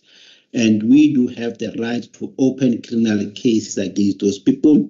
Even yourself as social service professionals, you can open a criminal case against that particular person, even employers or members of the public. So we did there are 2 cases, I think this year, that police officers came to our offices to gather more information against those particular people. Others, actually, they used a illegal registration certificate. So they faked our registration certificate. They've been arrested, those people, according to the information that was brought to my attention. So that's how far we can go. But as and when you come across those particular issues or incidents, please feel free, colleagues, to report those incidents. Can we extend the form beyond 1st August 2025? That decision, management will make that decision after the 1st of August. We will see the numbers in terms of how, because we gauge those numbers according to our current registers, colleagues. I indicated that we have over 30,000 social workers, over 10,000 social auxiliary workers, over 15,000 child and youth care workers, and in this category, I'm including also auxiliary and at those ones who are at professional level. So based on the numbers that we are going to get, we will make a determination as to whether we still need to extend the life of the Google form. But however, colleagues, as soon as we complete the form, it's going to make my life and the staff and Jerome and Mr. Munene's life much easier, colleagues. So that, because we still need to clean up that data, colleagues. No, it's not going to be automatic that we are going to migrate everyone. We still need to verify you, ensure that the information is in a correct format so that we don't experience any hassles. Because one thing we do not want, colleagues, we do not want calls after we've transferred you or your profile into the new system. We don't want calls, colleagues. We want you to control your profiles on the system. It will reduce the number of calls, the number of emails that are coming into the office, and we do not have the capacity, colleagues, to respond to all the emails and calls at the time that you are expecting us to do so. Having said that, let's quickly move to Ntombo Vuyo Bongoza, followed by Vuyokazi Madikizela. The third colleague will be named.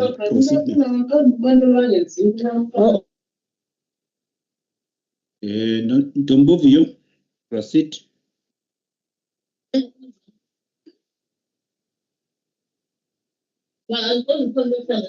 We can hear somebody behind you. You may proceed. Okay, morning everyone. I'm Ntombo Vuyo. I have a concern. I never received the certificate for registration.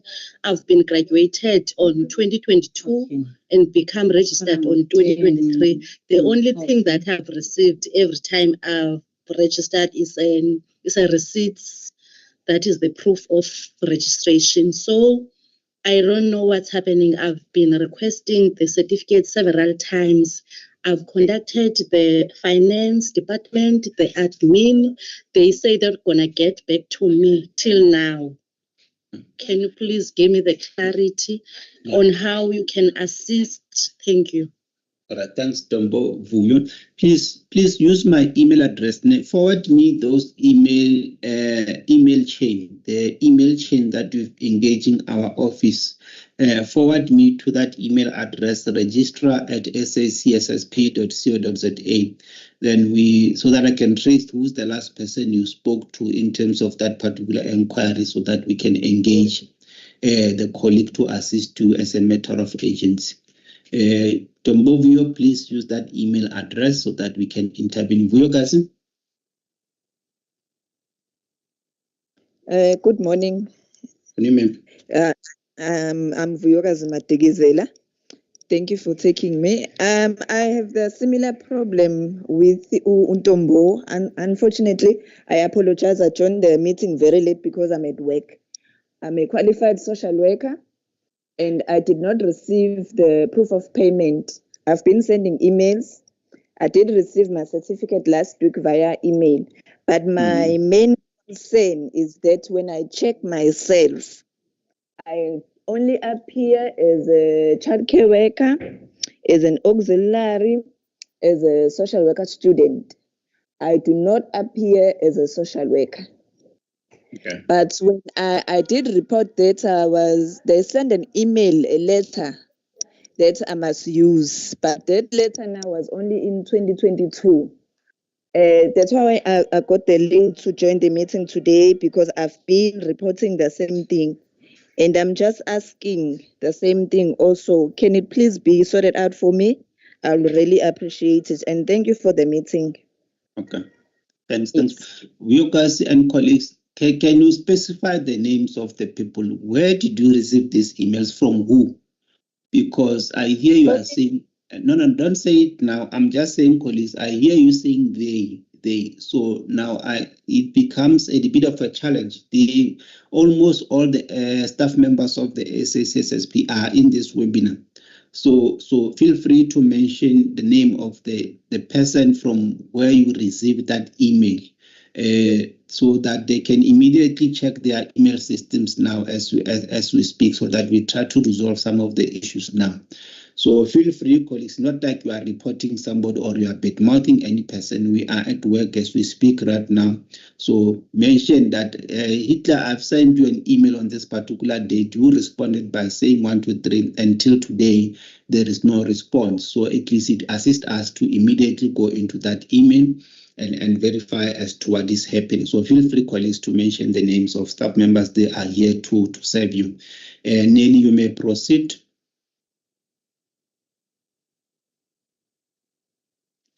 Good morning, everyone. Thank you for the opportunity.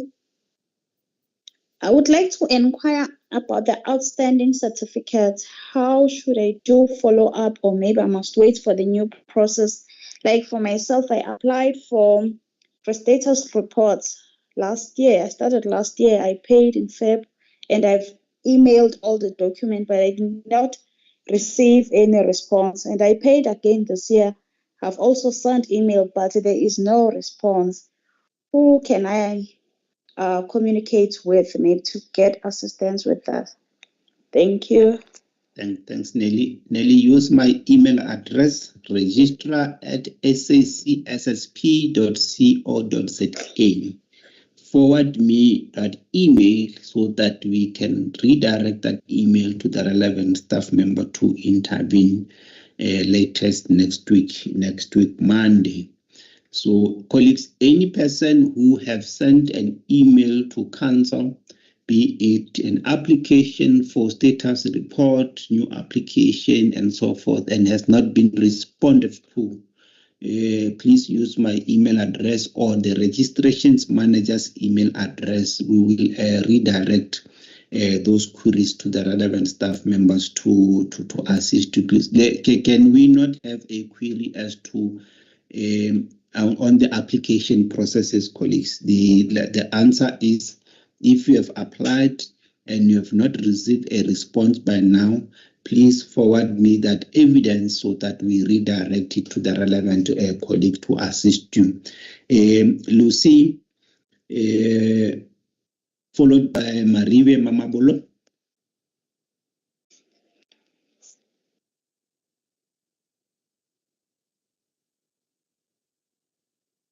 Lucy, you may proceed, ma'am.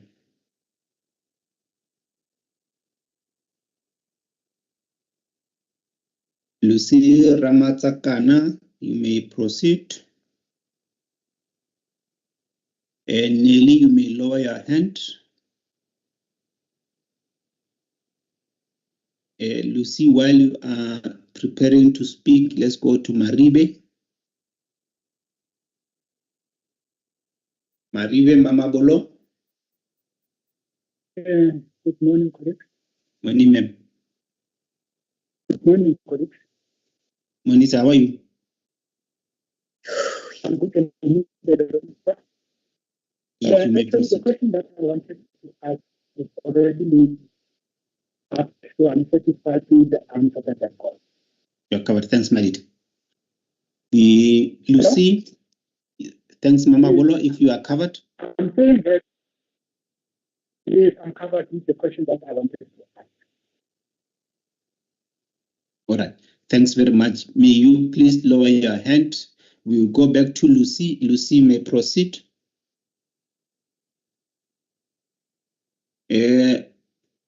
Lucy, if you can't speak, you can send the message in the chat bar. Ethan, followed by Sitembile. Good morning, sir. How are you? I can't complain. Sure. Sir, I just want to know the registration cards. Yeah? How do we receive that? And if we have paid this year, for example, the registration payment and paid again at the 290, does it continue to the next year or what? Thank you. Okay. The annual fee. Okay. Firstly, how do I access my practice card? I've sent you. We posted the email address of the finance manager. So use the finance manager's email address or my email address to request for the practice card. We will respond to it. The annual fee is valid up until the 31st of March. So meaning that by around November, December, you're going to receive a new invoice for the payment of the annual fee for 2026-2027 financial year. So the annual fee, colleagues, is due by the 1st of January each year, no later than 1st January each year. So please, colleagues, let's get it right. The annual fee is due by the 1st of January each year.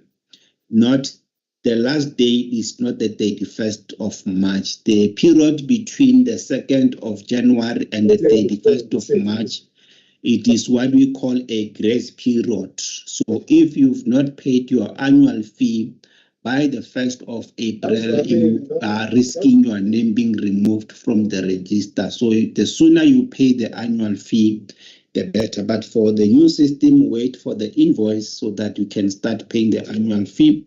But please pay by no later than the 1st of January 2026.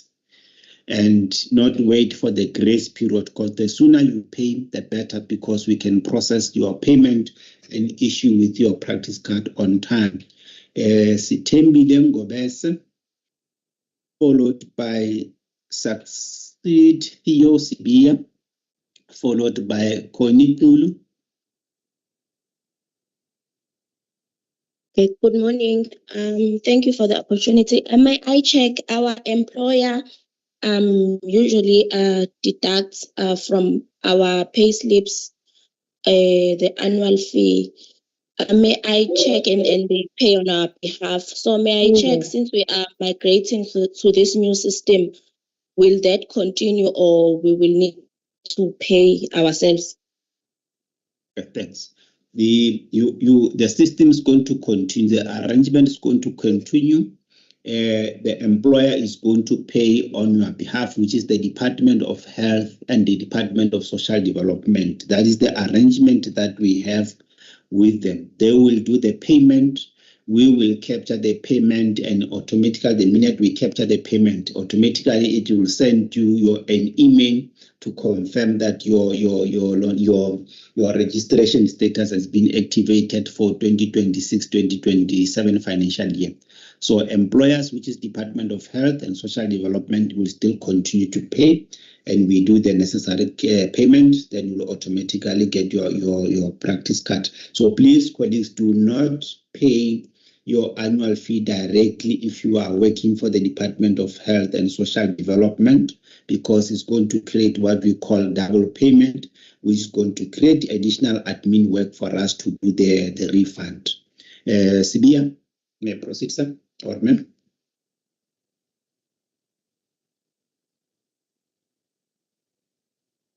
Succeed, Theo Sibia. Your turn.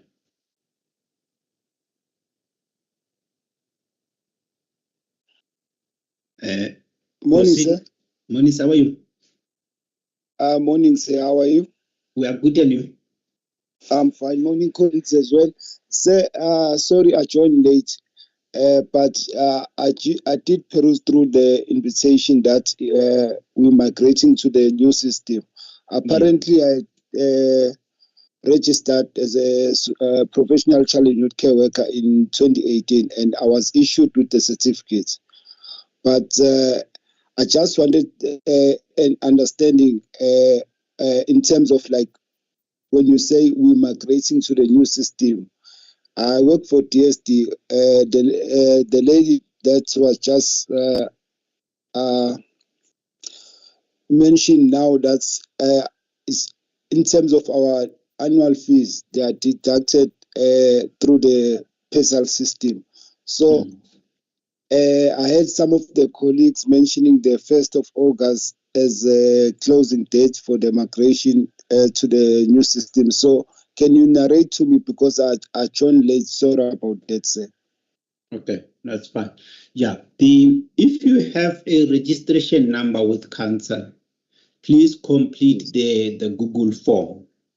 If we have not issued you with the registration number yet, it means you are not registered. So wait until your registration is complete. If you have already completed the application form and submitted it to us, wait until you have the registration number. So if you don't have a registration number, please, colleagues, do not complete the Google form, because we won't be able to assist you for the purpose of migration. We need to work with you in terms of the registration first. So where are you, Mr. Sibia, in terms of the process? I do have the practice number that was issued with the certificate. Oh, okay. Then you must complete the Google form, sir. I must just complete the Google form, then I will be migrated automatically. Not automatically. We are still going to verify you against our register. Then we are going to start migrating people and issuing them with the links to the system in September. So we will be using the entire August to do the verification. Then from September, then people will be still receiving links to access the system, the new system. Okay, sir. And then how do we access the Google form? The Google form, go to the chat bar now. Yes. Go through the chat bar, you'll find General Notice 8 of 2025. That General Notice 28 of 2025, you go to paragraph 5.1. You read it. As you read it, you will come across Google form. So you click on the Google form, it will open up, then you complete the information in less than a minute. Okay, sir. Okay, sir. No problem. Okay. Ms. Kulu?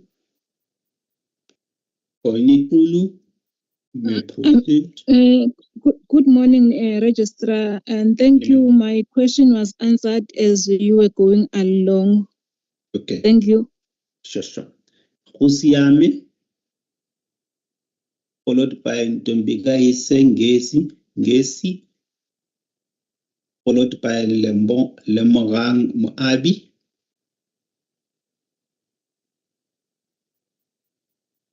Proceed, ma'am. Good morning, colleagues. You have answered me along the way when you were talking to others. Sure, leader. No problem. Moabi, on Ntombikai, my apology.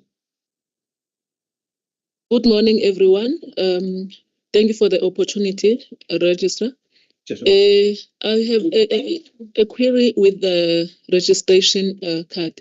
I haven't received for the last of 3 years from 2023, 24, and 25. When I was making a follow-up, I was told that I'm owing the fees for the specialty, the adoption specialty. But according to my knowledge, it's only National DSD who is paying that. And when I was calling the council, I was told I have to pay by myself. But this is affecting only myself in my district. All other registered adoption specialists are paid by National DSD. I'm requesting that registrar maybe kind of like assist me. Thank you. Yeah. Don't because I use my email address name. We use my email address and forward all the emails that you've been using to inquire with us. We will intervene. I see Nicolette Zulu, followed by Ami. Please don't lower your hand until such time that you are recognized, so that we don't miss you. May Nicolette Zulu. Good morning, sir. How are you? We're good, and is ma'am.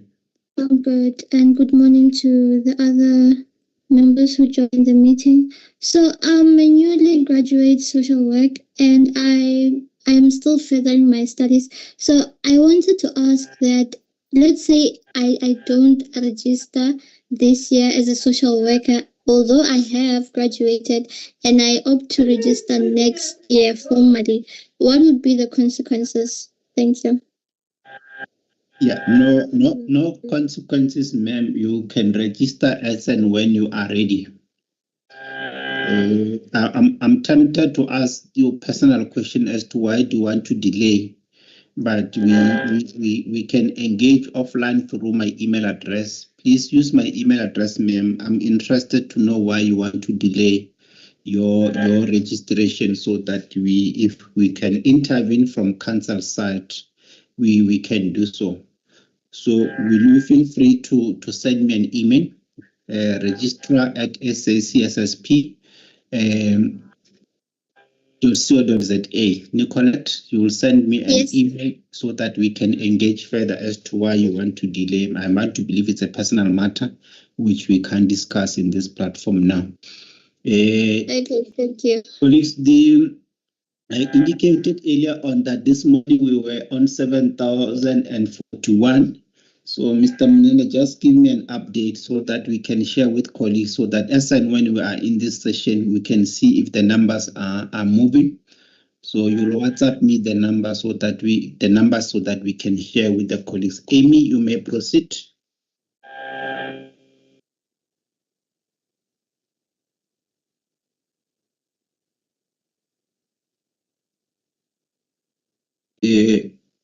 Amy Stamet, you may proceed, ma'am. While we are still waiting for Amy, Poshia Lulama. Morning, everyone. Morning, ma'am. Can you please say, the registrar, repeat your email? You said you're going to help us because I didn't get my practice card for this year. But I have a receipt. It's fine. It's a registrar with R at the end. Registrar. Yes. Yeah, with R at the end. Registrar at SACSSP.co.za. We've also posted it in the chat bar. You will also find me on the website here. Thanks, Mr. Ngobeni, our professional board for social work member. Mr. Ngobeni has posted it again in the chat bar. For sure, you can access it there. Is Amy able to speak? Amy, before we go in. Amy Stamet? Registrar, can you hear me? We can hear you, ma'am. How are you? I'm fine, thank you. Yourself? Sure. I just wanted to know how, regarding the register for social workers, where employers and clients can check if you are a registered social worker, how long after graduation or payment as a social worker is your status changed from student social worker to social worker? Okay, that's part of it's a registration process. We are striving to ensure that we finalize people's registration application within a month. So it's a bit of a challenge, issues of electricity, sometimes issues of water in our offices and so forth.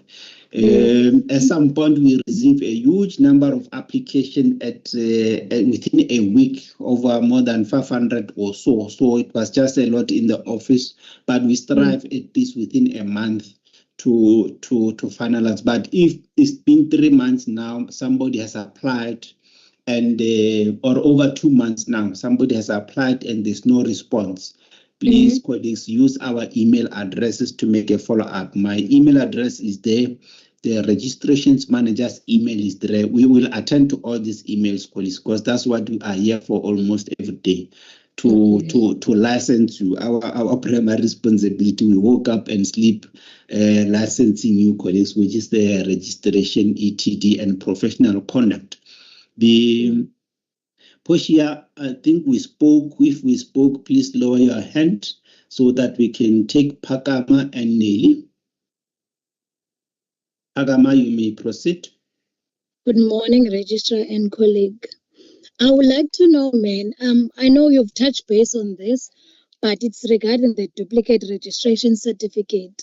I did write an email that I wasn't helped since 2018, but the email that I received back was I was resent the form which I must fill up, and what I want to know is I wanted to fill up that form. The amount that I paid in 2018 is not the same as the one of 2025 now for duplicate certificate. Yeah. Of course, I'm gonna email you my chat of the trails of emails. But what I want to know is when you are paying for duplicate certificate, do you use the online payment as well, or you still follow up the net bank route? Yeah, we still follow the net bank route. The online is not yet ready. Okay, all right. Because we will use only the online until that we have been migrated. For now, we're still using the current systems, old systems, if I were to put that way. Okay, all right. So, regarding this duplicate certificate, I should also forward you the emails on the registrar email address. Yes, where I haven't received my email. Yeah, we will see. Yes, we will see whom you are communicating with, and we'll engage the colleague, and they will gladly assist you, ma'am. Okay, thank you so much. Thank you. Sure. Nelly, followed by Normally, followed by Bongi.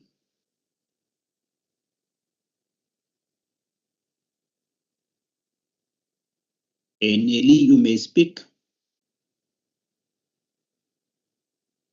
While we are waiting for Nelly, Normally, you may speak. And thanks very much to board members, council members, and the colleagues who are responding to the clarity-seeking questions in the chat bar. I think it's really assisting. Nelly, you may speak, followed by Normally.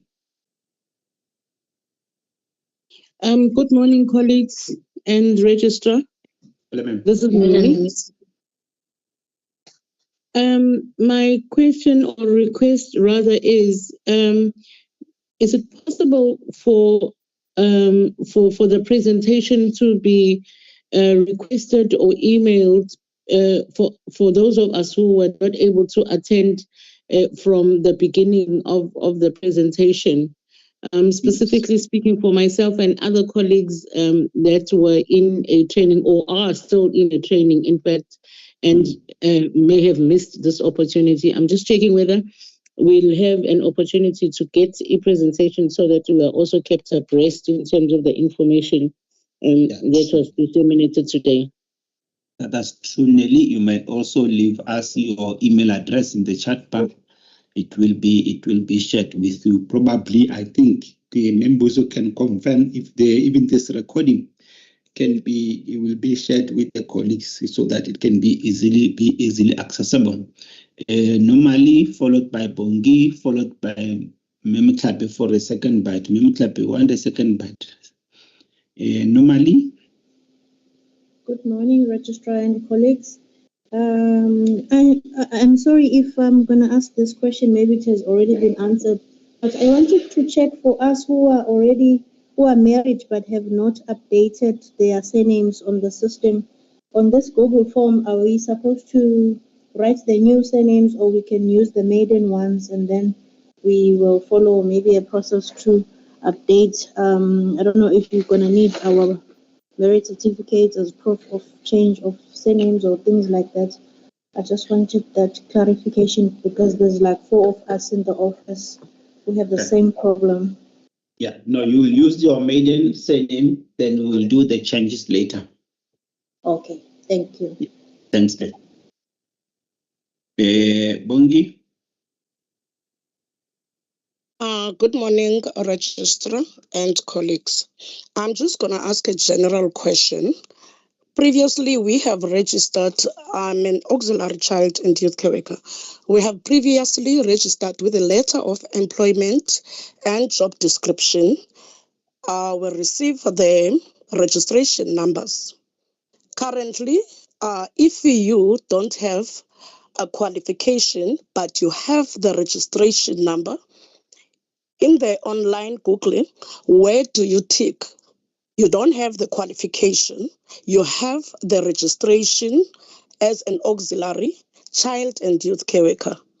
Also, do you need to acquire a qualification because you are already in possession of the certificate that states that you are an auxiliary child and youth care worker? So it's 2 questions. Do you need to acquire the qualification? As well, on the online Google, where do you tick at the auxiliary or at the student child and youth care worker? Thank you. Okay. Yeah, on the Google form, you're going to tick according to your recent registration number. If you don't have a an auxiliary child and youth care worker registration number, you can't choose that platform. You only choose the professional category aligned to your professional category or your registration number. So if you are a registered student child and youth care worker, and you have the registration number for student, you will use that. If you are a registered auxiliary child and youth care worker, you will use that particular, you will choose auxiliary child and youth care work category. If you are a registered child and youth care worker at professional level, by the way, you will use that registration number. The same applies to social workers. You will use the 10 number, and also auxiliaries will use the respective internal registration number. So you only choose a professional category aligned to your registration number. Normally, I hope Bongi you are clarified. In terms of the question whether you need to obtain a qualification, colleagues, that's what we are encouraging. The colleagues who are registered or were registered with the employment letter and job descriptions, colleagues, you are risking losing your registration with the SACSSP. You do register, but you are only allowed 4 years. If you are registered with an employment letter and job description, you only have a period of 4 years within which you must acquire the qualification, failure which you are risking yourself being removed from the register, colleagues. So please attend to that particular matter, because we have already started deregistering people who were employed or registered with employment letters and job descriptions. And their grace period or their sunset period has lapsed. And by operation of law, we had to deregister them. Then they must apply for restoration. And after acquiring the qualification. So let's quickly move to Mekutso Mislapi. I see she's there, followed by Shamita, followed by Ntombizane. Mashudu, kindly meet my brother. Kuto, Shamita, Ntombizane.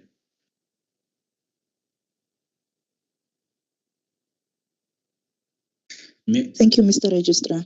Sure. Am I in? Am I audible? We are in. Okay. We can hear you. My question is with regard to you indicated that council has an agreement with health and DSD with regarding to the deductions of annual fees. Yes, annual registration of practitioners. If you may recall, when you came for the consultative session in February for education, we have indicated that such an arrangement has not yet been established with education, and we would very much appreciate it if we may have that arrangement. I'm asking on behalf of colleagues in education, is it possible that this arrangement can be made and to be included in the 2026 registration process, or should we in 2026 proceed with the usual I think by the time we register in December or in January, we will be using the online system. So may we proceed with the online system? Does that process usually take longer, or this is so that we avoid duplication, Mr. Registrar? Are we proceeding with the usual one, or would you anticipate that this deduction system process would have unfolded by then? Thank you. Thanks. Yeah, that process takes long. It's a bargaining council process, so which is the negotiations between the trade unions and the employers in the bargaining council. May I check the colleagues who are employed in the Department of Education? Which bargaining council are you using? On your pay slip there, it will indicate the bargaining council where you pay the levy. Your payslip will show PSCBC, that is the main bargaining council for all public servants, and it will also show the other one, the other bargaining council. Which one are you using, Memika? I know the one for public health and social development sectoral bargaining council. On your payslip, it will give that abbreviation. So which one are you using? Because we need to go there into that particular bargaining council and motivate for them for the parties in that bargaining council to negotiate around the deduction for those who are in the Department of Education. I know it's there, but yes, I'm in. I know it's there, but I'm not sure exactly. I don't want to misquote it. I will send it to you as soon as possible. Yeah, you can send me via WhatsApp or via email, then we'll take it from there. But it's gonna take long, colleagues. The current arrangement we have with Department of Health and Social Development, it took almost 3 years negotiating that particular provision.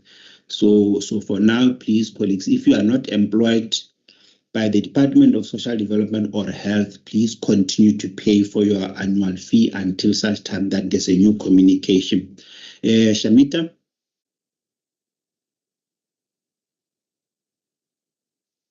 Good day, sir and colleagues. Thank you, Registrar, for this platform. It's really welcomed. And I just want to say that, more of these webinars are welcome for the sake of communication and clarity. I really appreciate this. But I just want to, I am the provincial manager at Child Welfare South Africa, KZN of province. And I just had some communication from my affiliate officers to say they didn't get sufficient notice for this webinar. I only received this yesterday through my DSD colleagues. So we just appeal for sufficient notice so more can join in this webinar. And noting that today is Mandela Day, many of them are busy with the activities of Mandela Day. And I really appreciate you, Registrar, for actually giving us your email address for direct communication. It's the first time since I'm registered as a social worker, that is 36 years, that we actually have this opportunity to communicate directly with the Registrar. Thank you so much. Appreciate it. You're welcome. Yes. Let's do this. We are accessible through our colleagues. This project is a huge project and we don't want to take it lightly. So my advice to all employers is that please, if you want to invite us, coordinate your social service professionals on the ground, give us a date, we will deploy people to come to your workspace.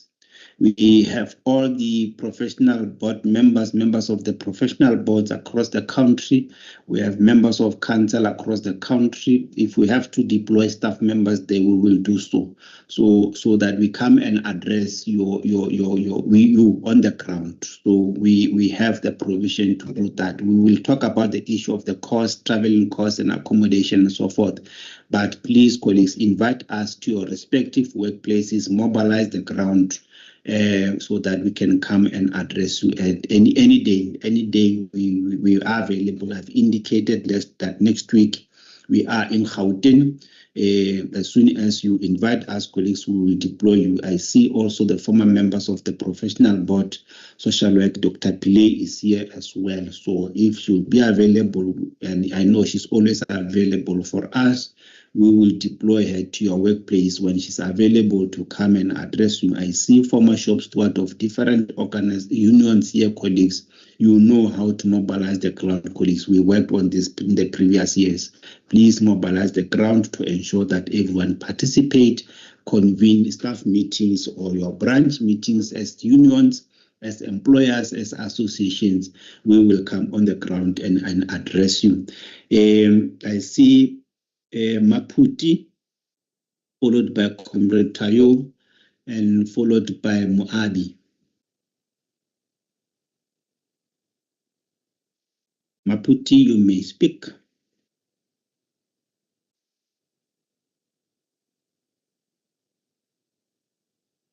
Maputi, Juliet Mahaela, you may speak. While we are still waiting for you, Comrade Tayo, you may speak.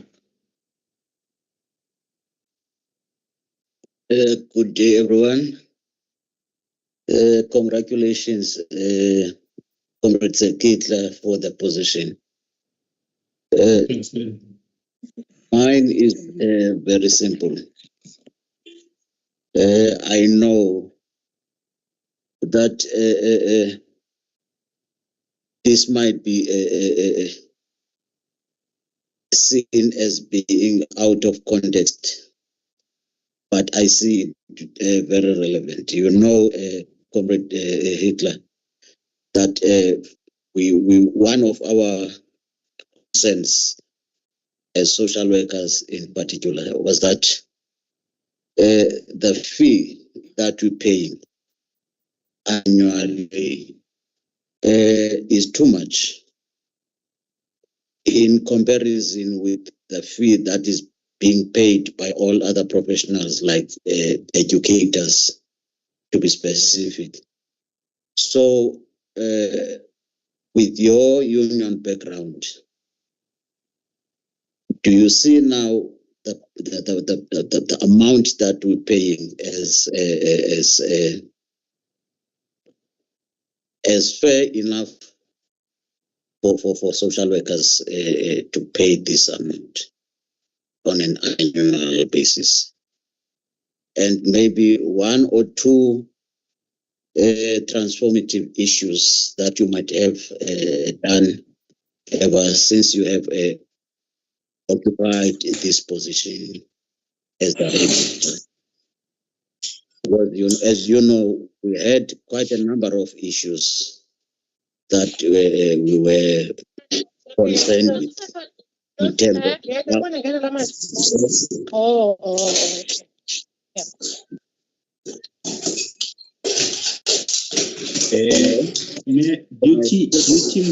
Beauty Mampani, just hold on, Comrade Tayo. Beauty Mampani. Thank you, ma'am. Comrade Tayo, you may proceed. Okay, no. Shamita.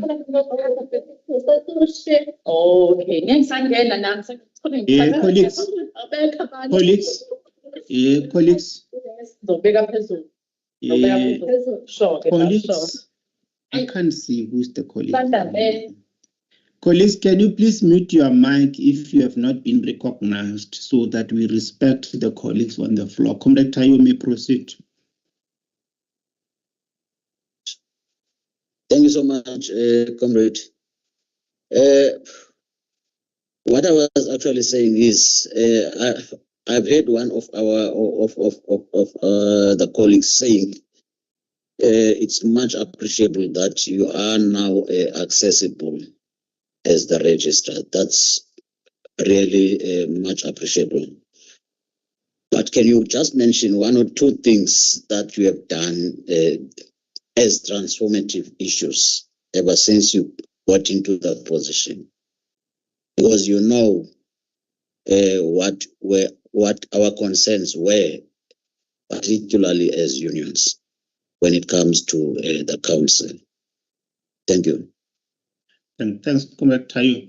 May I not respond to that latter question, because it's not about me. It is about us as the social service sector. The SACSSP is a big organization, and I don't want, because the minute I do that, colleagues, I think you know me, Comrade Tayo, I serve within the collective. And I don't want to see myself one day elevating myself to say, this is what I did, this is what I did not do. But as a collective, as the SACSSP, one thing for sure that we know is that the SAC are accessible to the sector, and I see through the quarterly reports that divisions are producing in terms of the number of people that we interact with on a daily basis. Yes, there's still a lot to be done in terms of us and efficiently so, but the numbers are improving on a daily basis. It is doing, and in terms of regulating the social service professionals, but let it not be about an individual at the end of the day. The issue of the annual fee, Comrade Tayo, I'm going to differ with you fundamentally. So, the annual fee for social service professionals, in particular for social workers and child and youth care workers at professional level of 500 is not much. It's too little. It's too little, and I will tell you why. And this is what I always use to demonstrate it with the colleagues. The only difference is because it's a once-off payment. And I ask colleagues, in particular comrades who are in NEHAU, PSA, and other trade unions within the social service sector, and I asked them, how much do you pay per month your membership fee with your trade union? If you do the calculation, it is more than the SACSSP annual fee. And this is the question I'm raising, colleagues and comrades. Why do we complain when we have to pay the annual fee that's supposed to protect our profession and professionals, but we don't see it an issue when we pay the membership fee with our trade union? The trade union membership fee at this point in time, there's no trade union that charges an annual membership fee of 80 rand per month. Then when you times it by 12, colleagues, it's more than what council is charging in terms of the annual fee. So, colleagues, let's be fair to one another. The annual fee of 500 rand and the annual fee of 250 is too little. I'm going to break it down for you with the 500. On top of that 500, we must pay the tax. We must pay a tax on that 500 rand. In addition to that, we must pay 7 rand to SACSSP for each and every registrant on our register. We must pay 7 rand to SACSSP. How much are we left with as council to run the operations? Now, colleagues, this is the issue with the SACSSP. The money that we receive in annual fees and registration fees, colleagues, is not that much. The projected collected or revenue collection for 2025-2026 is less than 25 million. Now, colleagues, you can't run a statutory board with 25 million. I can tell you, colleagues, it's just difficult for us to do what we're supposed to do. That is the reason why. Hey, sorry, man, yazifonela ngephutha, sorry. And nami ngenzela iphutha sisukhuluma unga recognize kule platform. Cela umute mic yakho. Siyabonga. Now, colleagues, this is the issue that we need to do. We will have a discussion around the issue of the annual fee, colleagues. It might not be the right platform for that because we need to unpack these issues, colleagues. I need to show you to unpack the revenue collection, the revenue streams of the SACSSP, how we utilize this money. Police, please mute your mic. Please mute your mic. I can't see who's the colleague who's speaking. Please mute your mic. So we'll have time, colleagues, to unpack in terms of the revenue collection, how much we collect per year, how much we spend, and where we spend those monies to. But to be honest, colleagues, the 500 rand and the 250 annual fee is too little for us to be able to run this statutory body efficiently. So now you compare it with educators, for example. Fair enough. Educators, they are paying less than 200 rand annual fee per year, and they do the monthly deduction. But how many teachers do we have in the country? We had a meeting with SACSSP, by the way, last week. SACSSP, on their registers, they have more than 500,000, almost 500,000 teachers. Now, you times that 500,000 teachers, you times that by 190, I think they pay 198, and you look at how much it is. So it also depends on the number of registers you have on your register. So they have over 500,000 educators across the country on their register. So we have less than that number. But comparatively speaking, colleagues, I always respond back to say the minute we start complaining about our annual fee, colleagues, please do a clear comparison between what you pay to council and what you pay to your trade union, colleagues. You are paying more. Your trade union, which include myself, but we are still a member of a particular trade union. I pay that every month. But why do we complain, colleagues, when we have to pay the annual fee to our own statutory body? And that money, colleagues, the annual fee is meant primarily to protect your profession. You can imagine tomorrow we woke up, we are unable to regulate this profession, and everybody across the country, they regard themselves as social workers. We can just imagine what's going to happen. So the annual fee, colleagues, and again, the latter issue that I wanted to address, the annual fee, colleagues, that we are paying, including myself, by the way, it is not meant to benefit us as individual registrants. It's meant to protect the profession, colleagues. We use that money to do the administration work as far as registration is concerned and ETD. We also use that money, colleagues, to institute disciplinary inquiries and investigations against social workers who are and child and care workers and social auxiliary workers and student social workers and student child and care workers who are doing wrong things on the ground and bringing the name of our professions in disrepute. That's basically how we utilize. So colleagues are saying, but council is not doing anything for us. Yes, it is not doing anything for you as an individual. You might not feel the impact, but the fact that of the public, social service professionals, employers of social service professionals lodges complaint against social service professionals who are doing wrong things, we are able to respond. Where do we get the money to respond to those complaints, colleagues? It's because of your annual fees, because they are meant to protect the profession and the professionals who are doing good things out there.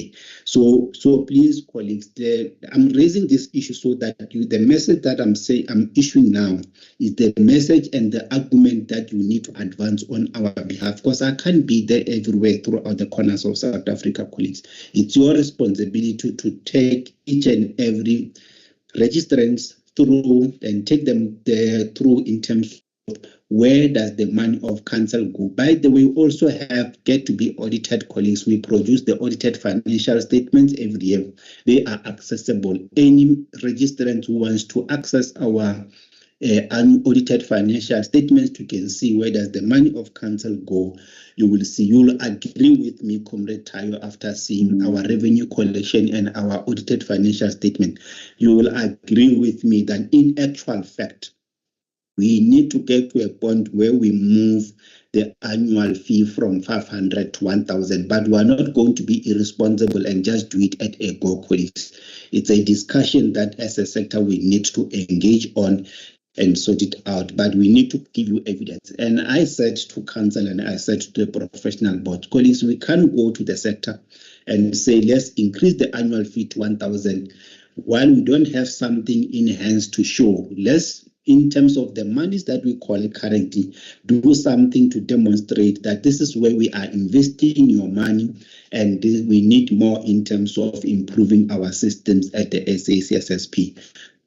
My apologies for taking long on this issue, but colleagues who are probably recording, which I really appreciate, listen to the recording and modify this message that I'm giving to you, that we need to ensure that we put a positive message there to say the annual fee that we are paying currently is too little, colleagues, compared, because if you compare to the nursing council, they are paying more than what we are paying. Nursing council nurses are paying around 1,000 plus. If you go to the health professional council, I don't even want to go there. I know my family relatives who are paying more than 1,500 and so forth. So, but please, colleagues, let's send out a positive message out there in terms of the current annual fee. It is too little, colleagues, and I have evidence at my disposal to prove that why I'm saying the annual fee of 500 Rand and 250, it is too little. Having said that, let's proceed and take Moabi. Moabi will be followed by Moloko Maseta. So, Comrade Tayo, please lower your hand so that we can be able to see other speakers who wants to speak. Moabi, followed by Moloko Maseta.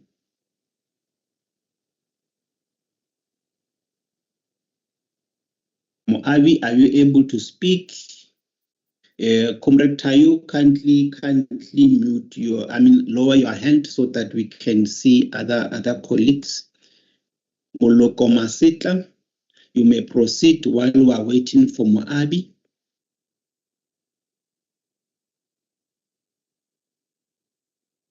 Ms. Mbuzo, Ms. Malombo, members of the professional boards and council, please assist with the responses in the chat bar. Continue to do that because it's not easy for me to multitask and respond to those ones.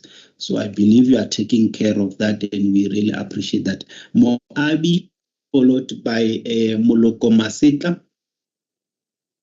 Moabi, if you can speak now, Maseta. Yes, thank you. How are you? All right, Maseta, just wait. Maseta, wait. Proceed, Moabi. Yes, good day. How are you? Good, and you, Malit? I'm fine. It happened that last year I paid for my restoration fees. Yeah. Then, because I took time before I made my payment, I have to pay with an emergency effect. Now it happened that I paid to the account of Standard Bank, of which was appearing on the ATM. Yes. But then we find out that it's a mistake. So can I ask something? If ever maybe I could find my refund, or is it? Yeah. It's gone. It's gone. It's not gone, colleagues. We can do the refund. Use the manager, finance and admin manager's email address. Go to the chat bar. You will find the manager for finance email address. Send him an email and include your registration number and the proof of payments. By the way, attach the proof of payments and your subject line. It will be a request for refund, and indicate your registration number there and attach the proof of payment. They will attend to your queries. Moloko. Thank you very much. Yes, thank you. Thank you very much, Registrar, and good morning to you and the rest of the registrants who are in attendance here. Yes, I've got only two contributions for now. Yes. Yes, number one, I was thinking if the council has ever thought of the idea of amending the Act to allow for a provision of validity of the registration for at least 3 to 5 years, because I think this thing of having to renew your membership annually before, in terms of the administration part of it, I've seen we are trying to move with technology to digital and whatnot, but I've seen the moment you get your registration card and so on, the year is already lapsed. It's another new financial year. So I was checking with you if is it possible, or what is the rationale to be keeping on renewing our membership for or annually. And then secondly, I want to propose that this kind of webinars are very much helpful and useful, and they will, on the other hand, show the reason why we are having this statutory professional body. I propose that let's have this kind of webinars where general issues affecting registrants are being raised, because you see some of the people are asking now about the annual fees that we are paying, to say they are too little, but as and when you try to explain as how are they being utilized, and it becomes and it makes sense now. But if we had or what's the correct way to use, but frequent kind of webinars like this, then it will make the life of those who are holding the fort easier. Thank you very much. That's true. That's true, Moloko. Yeah, but in terms of why the annual renewals, that is the standard practice. The minute you do it for 3 years, basically you will be, let's just for example, if you say we renew after 3 years, basically we will be saying to say you must do a once-off payment of 1,500 to cover the 3 years. So if that's the route that we want to go, colleagues, that's part of remember this process of the annual fees, colleagues, is contained in the regulations regarding or relating to the fees payable by social service professionals. We did issue a notice, I can't remember the number there, where we were inviting, after the minister have published the regulations on fees payable for public comments. Few social service professionals participated. So if that's what you think the sector can take to have an appetite to do a once-off renewal over a period of 3 years, that's what you can propose, colleagues, as and when we start with the process for the amendment of the regulations on fees payable, because it's not contained in the Social Service Professions Act. It's contained in the regulations regarding the fees payable by social service professionals. So we will be issuing, when we start the new cycle for amending those regulations, we will issue another notice. And if the sector is ready for that, then they will propose that, and the minister will consider that particular proposal. But for me, where I'm sitting, I hear you in terms of the admin work. But the minute we utilize this new system, I think it's going to be much easier, colleagues. It's going to be at a click of a button. The annual registrations will be managed easily. But if you think that the sector can have the appetite to take 3 years, which will be now, if we were to calculate, it would be 1,500. That must come in a form of a submission during the public comment. Lebogang Moabi, please lower your hand unless if I missed you. Samantha, you may speak, followed by Bongim Buti, followed by Dimakato. Samantha? Yes, good afternoon, Register and the colleagues. My concern is, or my question rather is, I've heard someone asking about the annual fee. Now, your responding was regarding to the people who are already employed, and I did listen, I did understand how you stipulated and how the money goes around. But now my concern is, what about the social workers that are not employed? For an example, myself, I have graduated 2022, paid my annual fee for that year and the following year after that. But unfortunately, but since then I haven't been employed. But I've had my means to be able to pay. But now the struggle I've encountered is that this year I couldn't manage to pay because the wait is too much. And I know I'm not the only person who's not employed by the social work council, but maybe some of them do have external support for them to be able to pay. So now the question I have is, have I already been eliminated in the thingy, or do I still have a chance to pay the restoration fee? And what can be done for people like me who are continuing to pay for the annual fees but not getting employment? And mind you, it's not that I'm sitting and not doing anything. Each and every post that is available, I do make sure that I do apply and I do all means to actually find employment, but it's not easy. And also right now, being able to attend this webinar is because I have an opportunity to actually be employed. But now the problem is that I couldn't pay the annual fee, and I could. Okay, Samantha, I hear you. Since Samantha, can be done about that. Yeah, Samantha is fine. I hear you. Maybe let me ask you a question so that before I respond. How did you access this invitation to attend the invitation I accessed it through, there was a project. Is it a project per se? But there's an employment thingy that was circulating of auxiliary workers, of which I did apply to that. I took an interview on the 8th. Was it the 8th? I'm not sure. I'll check and confirm. So now the link was sent. I did stipulate to the people who were like inquiring about the certificates and everything that I wasn't able to, but then I got through. So hence I'm saying that there is a promising thing, but now I do not know where.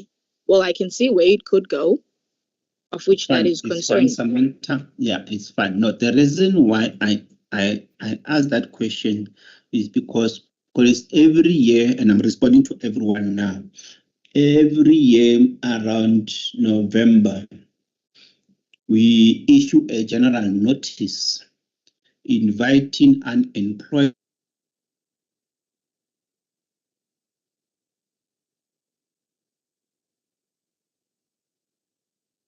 makes provision for unemployed social service professionals to apply and be exempted from paying the annual fee by virtue that they are not employed, which is 100% exemption fee. So anyone who is not employed, colleagues, you qualify for an exemption fee subject to you applying. We verify, assess that application, then we grant you the exemption. The second category of people or registrants who will qualify for exemption, 100% exemption, is those who are not working due to ill health. So in particular, those who are running private practices and so forth, and they cannot generate a revenue or a income as a result of due to ill health, they qualify for exemption. The third category of the people who qualify for straight exemption is those who have reached the age of 65. So if you are going to reach the age of 65 by 1st January 2026, please, around November or so, apply for exemption. We will grant you the exemption. The same applies if you are unemployed. Around November or so, apply for exemption. So we issue a general notice and attach the application form there. Please utilize that. But other than that, colleagues, our email addresses are everywhere. Where you will start, you can access information on our website. You are more than welcome to utilize our email addresses. We will assist you. Another category that qualifies for exemption, which is the partial exemption, which is 50% exemption, is those who are no longer working or practicing as social service professionals, but they still want to identify us with the SACSSP for their names to remain on the registers or on the register consent. So you are allowed to apply for 50% exemption to say, I'm no longer practicing. However, I still want to identify you with the SACSSP. You will qualify for 50% exemption. So Samantha, please apply. But for now, I can tell you, if you did not apply and you did not pay the annual fee for 2025-2026 financial year, you are eligible. You are regarded as being deregistered now. We've started issuing the letters. You might not have received the letter yet, but I can tell you, if you did not pay the annual fee for this financial year, you are deemed as deregistered. You need to pay the annual fee and the restoration fee and apply for restoration fee. Basically, you need to apply for restoration fee, pay the annual fee for the current financial year, and on top of that, pay the restoration fee. So please visit our website, colleagues. Please go to our WhatsApp channel, because this information is there in terms of the registration and how the process works. But if you still need more clarity, please use my email address and the email address of the registrations manager. So, but I'm sorry, man, we sorry about your situation of lack of employment. It's not a nice experience we address, but how do we meet people halfway? As the SACSSP, we do exempt them from paying the annual fee. So we really sympathize with you around your situation. We hope that something will come up for you. You may lower your hand so that we can take Bongi, and followed by Nomfanelo. Afternoon, Registrar and the colleagues. Thank you for the opportunity. Registrar, I just want to know if you're already practicing in the child and youth care field and you want to register with the council, you are not yet registered. Can you still use the job description and the letter of employment if you are not in possession of the qualification? That's correct, please. We still take applications because we have not amended the regulations. The current regulation still makes provision for people who are practicing as child and youth care workers and are not in possession of the qualification to register with employment letters and job descriptions.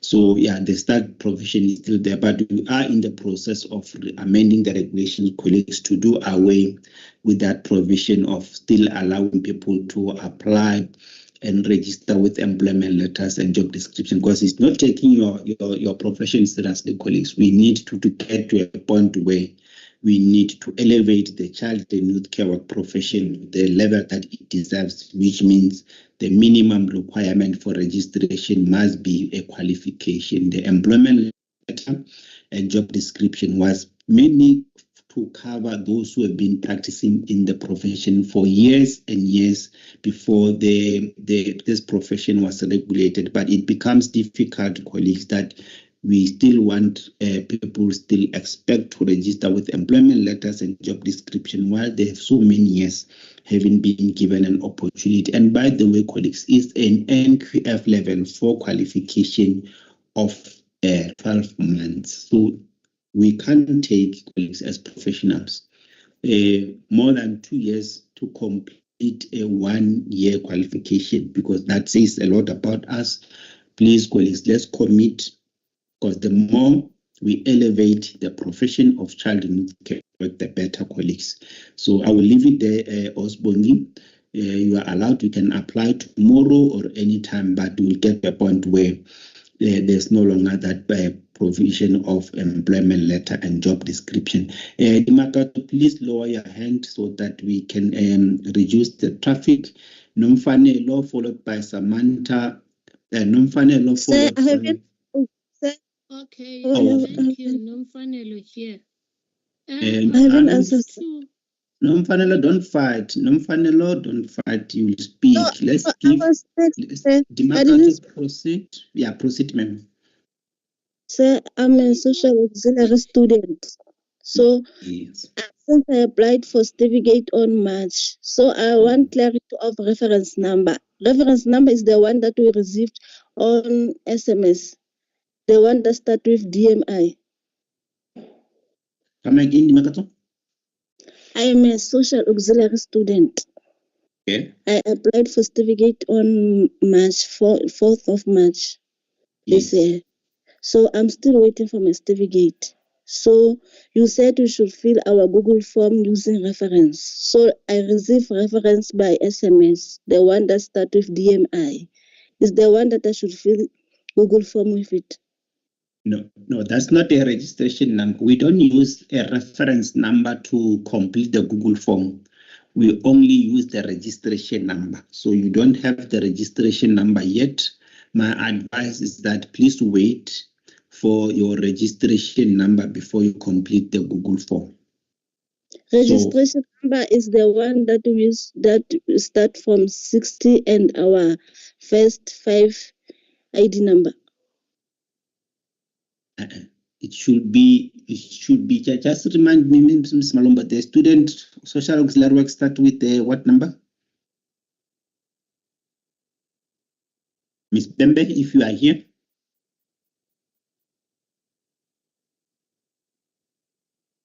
Because we want to verify the marker to the number that you received. I suspect that is not the registration number that you need to use for the Google form. So my advice is that wait for the correct registration number before you can complete the Google form. But colleagues from registration, please clarify this number because I'm not sure which number is Dimakacho talking about. So Dimakacho, just wait. One of the colleagues from registrations will come in and clarify that point. Having said that, let's quickly go to this number as they changed. The non-final will come after Mr. Morokan Sitawo is number 2. Koni Kulu number 3. Non-final Hobogwana, you are number 4. Dimakato, you may lower your hand so that we release the traffic. Thank you, Registrar. I just want to check, Registrar. We've been running a series of trainings on regulations for social auxiliary workers, but my issue is you'd find that majority of them have improved their qualifications, and now they are social workers. And you find that in terms of when we deal with a regulation in respect of professional conduct, they will indicate that they have registered as social workers. However, because they are employed as social auxiliary workers, so they have been trying to engage the council and they've been told that they need to register twice, like to pay twice as a social auxiliary worker and as a social worker. And they would say that they are not earning enough. However, I wanted to check because I would usually say, I want to know if I'm correct, they need to apply for exemption, but they said they have tried and they've been told to pay in full. So I want clarity with when you said 50% not practicing payment. I want to be clarified. Is this category only for those social workers that are outside the space of social work but still have interest? What about those type of social auxiliary workers that have a qualification in social workers yet not being absorbed as social workers but still working as social auxiliary workers? Is there any remedy for them at least to pay 50% as well? Thanks. Remember, the employer is creating problems for us. You can't practice as a social auxiliary worker with a social work qualification. The employers must correct that point. You can only practice for the profession that you are registered for. So if you are a social worker, you want to practice as a social worker, you must register as a social worker. If you want to practice as a social auxiliary worker, you must register as a social auxiliary worker. Now, colleagues who are saying they are earning little, unfortunately, colleagues, that can be a persuasive reason for one not to pay the annual fee. The fact that you are practicing, the fact that you are earning a salary, R1 as it may be, colleagues, you are eligible to pay the annual fee. Money has just never been enough, colleagues. Let's agree on that. The payment of an annual fee, it is a legal requirement. It doesn't look at how much you earn and so forth. It's your professional responsibility, colleagues. It comes with your professional responsibility. You earn R1, you pay the annual fee. You earn R10, you pay the annual fee, so that it gives you the license to practice. So that is the bottom line of the issue. But Memrokan, I don't know how we are going to address this issue. I'm not sure whether it's the department. I don't want to put the name of that organization now here, but the employment of. Can I clarify? I'm saying I am an auxiliary social worker. For some reason, I decided to improve my qualification. However, I pay my council as a social auxiliary worker because I am practicing as such. But then this qualification I acquire of a social worker. The issue is only when they are required to pay the 500 in full plus the two, I'm not sure it's 290 or two, how much for the social auxiliary workers, to say they are not practicing as social workers. Can they then apply for exemption? Because I'm saying when I train, I would say they must pursue the council to request to pay to be exempted. Hence, I was asking you the 50% where you said not practicing, you qualify for 50%. Who are these categories? Is it only myself who have left the profession but still want to keep? But what about this type of a person I'm talking about? Can they get 50% as well? Because in the main, they are not practicing as social workers, but they want to still be registered as such. Until as appointed as such, then they will pay full. Is it? Okay. My apologies. Now I hear you. Yes, that can be considered. Again, you are registered as a social worker, but you are not practicing as such. You are practicing as a social worker. But the tricky part, the Memrokan, is when I don't know how does it work there that a person can register as a social auxiliary worker and a child and youth care worker at the same time. I understand those are two different professional categories, but a social auxiliary worker is a way towards social work. But in the event that the person is dual registration, you will pay the annual fee for the profession that you are practicing, then get the 50% exemption for that profession, which is social work, for the other registration. That week it can be considered. But it's just a matter of it's easy with child and youth care work and social work. There it is clear that we have dual registration, but with social auxiliary work and social work, it's a gray area. Now, personally, I would not advise for a person to do dual registration for social work and social auxiliary work, because it's one thing at the end of the day. The only limitation is that there are certain statutory provisions that you cannot do as a social auxiliary work. So it's totally different from CYC. But yes, a person who is not practicing for a particular profession but wants to be recognized as such and remain on the register, they qualify for 50% exemption. But yeah, we need to talk that. My argument still remains, Memorokan, that employer needs to do something about those social auxiliary workers so that we elevate them to social work. But those is a matter of budgetary constraint, we understand, and a matter of engagement with the different stakeholders. Connie Pulu, Memorokan, you may lower your hand. Good day, sir. If I heard you call, I'm Konitolu, registered social worker. If I heard you correctly, you said for for someone to go to a Google form, she needs to go to General Notice 8 of 2005, paragraph 5, and register there. Because I'm still struggling on how to go to Google and fill up the form and register myself, my update personal information.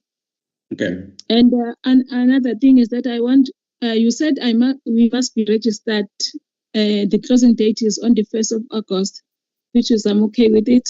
And you mentioned another date of the 1st of September. Can you please repeat this date for me? Yes, thank you. All right. Do you have General Notice 8 of 2025, Metu? Yes, I have it, sir. Are you able to share your screen? Can you please? Yeah, let's do a live demonstration so that we sort it out.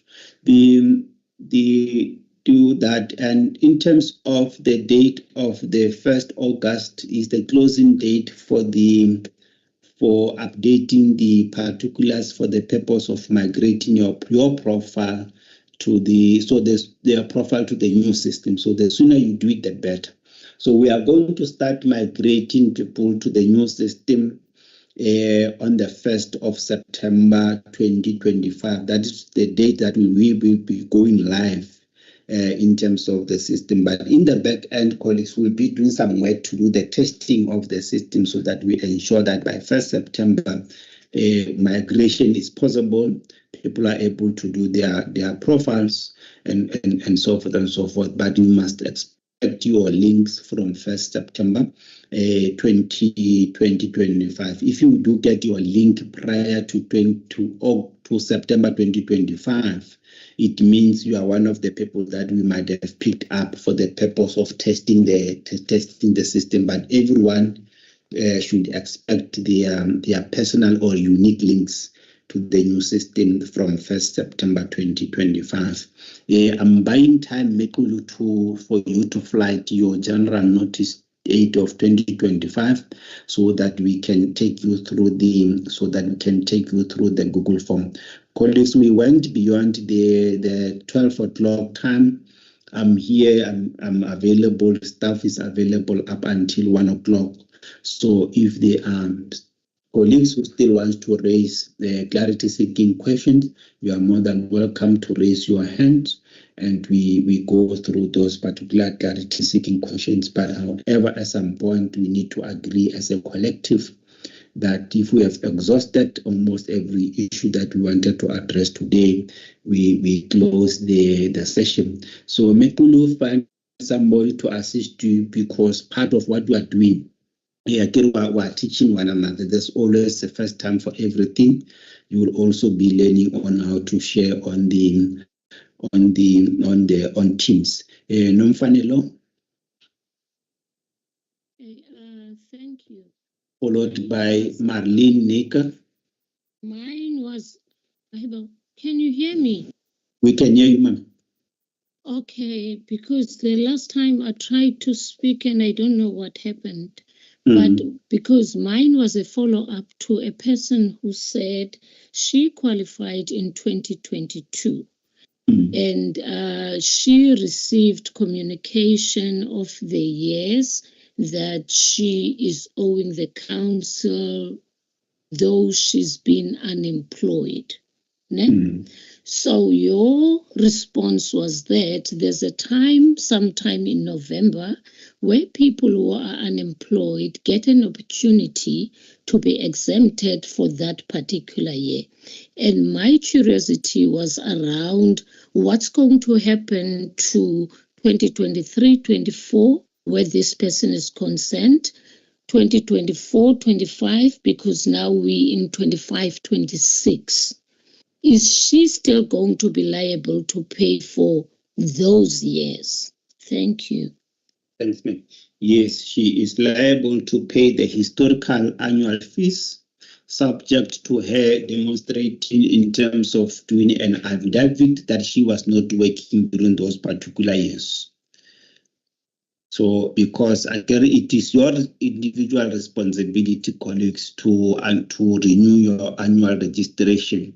So, in the event that you don't have money or you are not sure as to what you need to do, it's your responsibility to contact council and not sit and say, but I will see next year. So, as a matter of principle, that colleague is responsible for the historical annual fees, subject to her proving to us, which we will conduct an investigation as soon as we get her application to do an investigation as to whether she was not working during those particular financial years. If the evidence shows that she was not working, she will be exempted from paying those historical fees. Are you fine, Ma'am? Yes, thank you. Thanks. Ms. Nika, I think I saw your hand before Ethan can come in. Yes, thank you, Registrar. Thank you for a very informative session. Registrar, just a quick comment or concern. Why does, okay, I know normally it says it takes up to, specifically to a status report I'm talking about, between 30 days and 45 days to get. I'm sure sometimes it can be processed quicker than that. And why do we hold on? Why does council hold on to that as well? And and the communication, there is no communication if they've received any of the documents, outstanding documents, and we have other councils who are on top of it. But unfortunately, at our council, it's so sad we do not get communication. And when we do call, yes, I do hear you when you say phone lines are down, but it's endlessly we're sitting and trying to get communication, and we are not able to get communication. This is not the first time I've applied for the status report, numerous times, and I'm still facing the same, problems. Thank you. Thanks, Ms. Nika. We really want to apologize for that inconvenience. That's part of the things that we need to sort out so that we respond to you colleagues on time. So we really apologize. I can't say more beyond that. But however, if that matter is still outstanding, the registrations manager's email address is here.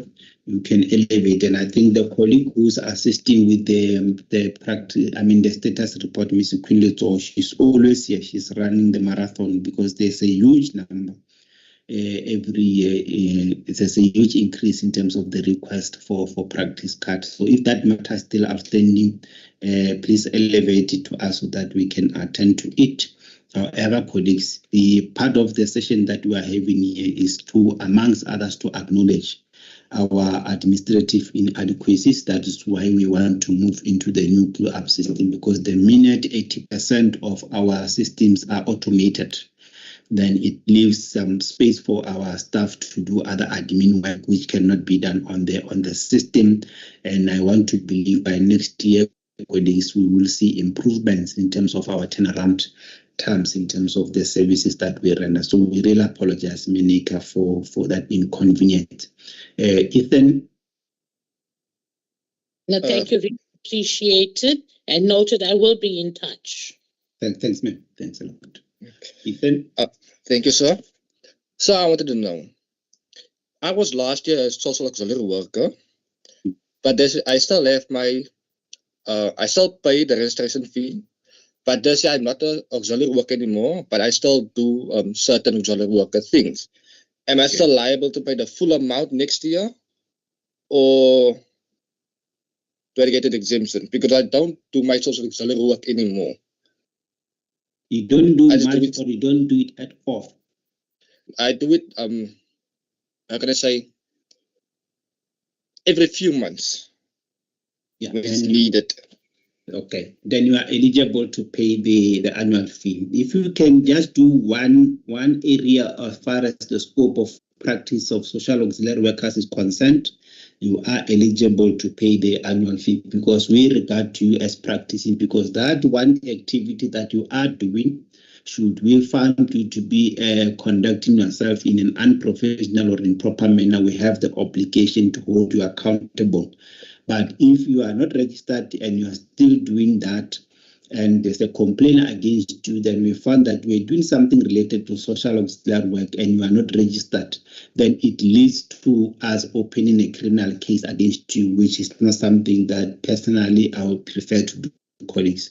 So if you do any work related to the scope of practice of social work, social auxiliary work, and child and youth care work at professional level and at auxiliary level, you are eligible to pay the annual fee so that you are covered in terms of what action can council take against you in the event there is a complaint against you. And by the way, colleagues, I need to clarify this important issue. Our primary responsibility, much as is to investigate complaints of unprofessional conduct against social service professionals, we also have the responsibility to protect social service professionals whom we received unfair complaints against them. Some of the complaints that we receive in the professional conduct division are not fair, it's just unnecessary attack on our social service professionals. So we have that responsibility as we do the investigation to ensure that we are fair to our social service professionals and clear their names where people lodge false allegations or false complaints against them. So we don't only lean towards the employer, we remain objective and neutral and deal with the matter and based on the facts. And that's where we spend your monies on, colleagues, in terms of those particular process, because there's a team or a committee that is responsible for the investigations. They are objectives, and there's a provision that in the event somebody is not satisfied with the outcome of the Committee of Preliminary Inquiries investigation, they have the right to challenge that particular decision. So I'm just saying both ways, colleagues. Let's not say a council is only for the employers or the members of the public. We also have the obligation to ensure that where our social service professionals did not do anything wrong, we have the obligations to clear their name. Mehmet Kape, followed by Nomlo. All right. Thank you, Mr. Registrar. Can you hear me? Yeah, can you? Yes. My question is on CPD. Is there an annual expectation of like the number of CPD points that we must accumulate annually? And what if I don't manage to accumulate that number? Because I know with other colleagues in other regulation bodies, it's a problem when there is no or there is limited limited compliance in terms of that. And I think the second question would be, is there this is for the education. I heard that you said somebody from the education and what division of council is here. My question is it possible that I see we often have series of webinars? Can we have more informative series of webinars that are CPD point related so that we can keep abreast with our CPD points? Then lastly, it's not a question, it's just to encourage colleagues. I'm very concerned about the question that was raised in terms of how has council improved and over the years. If we can make it a point that we follow up on the council's WhatsApp channel and social media platforms, we would see a whole lot of communications that are sent out with regard to webinar series and meetings such as these ones, where we can attend and have this kind of information. And so there had been so many improvements over the years, and one of the biggest improvements is the improvement of the exemption of unemployed social workers. That is big on us, and big up for council for doing that for our unemployed social workers, because in the other regulations, to be honest, it's not there. And this is a stress for them. But for us, council has minimized the level of stress for unemployed social workers by exempting them on the annual payment. My question on that would be, when one is exempted, when they get employed, do they start from where they got employed to pay the annual fee, or is council counting from the previous years? And another backup is this current online system that we are talking about, which is going to be an enormous improvement in terms of the response time, as well as how we get our practice licenses annually. Thank you. Thanks very much, Minister.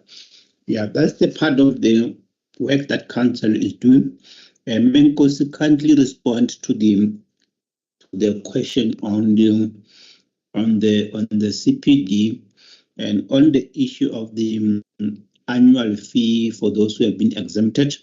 Yes, a person who has been exempted is still liable to pay that money as and when they start practicing. So the regulations regarding fees payable by social service professionals states that a person was exempted from the payment of the annual fee and happens to be employed, you are eligible to pay the annual fee within 30 days of securing employment.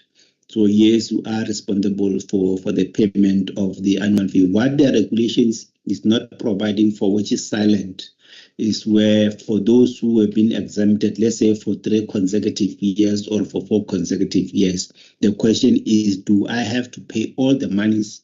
So far, the regulations are silent, and we take it to say, yes, you must pay within 30 days after securing employment. But that's something that we need to engage on, colleagues, as the sector, as to how many financial years can a person be exempted and not repay, and only repay for the recent financial year. So that's a discussion, colleagues, that we need to take. And that's why we're inviting you, colleagues, that when the regulations for fees payable by social service professionals are being published for the Minister of Social Development for public comments, please comment, colleagues, and make these proposals, because it becomes difficult for us administrators to put those kinds of proposals, which are progressive, by the way, to put them forward. It becomes as if we are representing a particular constituency, and ours is to increase the annual fees at the end of the day so that we can implement the mandate. So Menkos, just indicate when you are ready and respond to the CPD related questions. Thanks, Mem, for those questions. Thank you, Registrar. And thank you to the colleague for the question. I just want to say before I answer her that we are available to provide information on CPD. Should colleagues be willing to, or should they want more information on CPD, they can contact us at cpd@sacsssp.co.za. Then we can arrange a webinar whereby we'll provide the information on CPD and answer all questions. But to answer the question of the colleague, I want to say for social workers who are registered, excluding students, you are required to at least have 20 CPD points in a year and 40 over a period of 2 years. And for social auxiliary workers, it's 10 CPD points in a year and 20 CPD points over a period of 2 years. And for veteran social workers, those who are above 65, they are required to obtain about 10 CPD points annually and 30 points that are accumulated over a period of 2 years. With child and youth care workers, it's 15 CPD points, that is at the professional level, 15 CPD points per year and 30 CPD points over a period of 2 years. And for auxiliary child and youth care workers, it's 10 CPD points in a year and 20 CPD points that can be earned within a period of 2 years. And in terms of the activities, you are supposed to accumulate these CPD points over a combination of activities, so it shouldn't be one CPD activity. We encourage all the social service professionals to engage in CPD activities because that is essential for their practice as social service professionals. At the moment, we are still working on ensuring that there are regulations on CPD so that we can enforce the CPD. But we are encouraging that colleagues attend CPD activities because it's for you to also improve your services to your clients, for you to keep abreast with the current developments that are happening in the different categories of the professions. It's also to motivate you to continue practicing the professions that you are practicing. So for you to be able to provide quality services to all the clients that you're servicing. But if you need more information on CPD, you are welcome to contact us. You can contact CPD at sacssp.co.za. You can also copy me there. It's etdmanager@sacssp.co.za.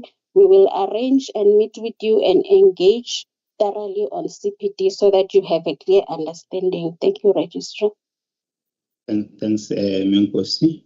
I don't want to break colleagues, but the one of the things that we did, and all of the staff members, we are having what I can regard as incredible staff members at the SACSSP, from the housekeeper and even though our security personnel, they don't belong to us, but those who have visited our offices, they will tell you about the warmth that they receive from the gate up until the services from all areas, the services that we get. We proud ourselves with the caliber of the staff that we have at the SACSSP. Thanks, Menkosi, for responding to those questions. Nomlomo.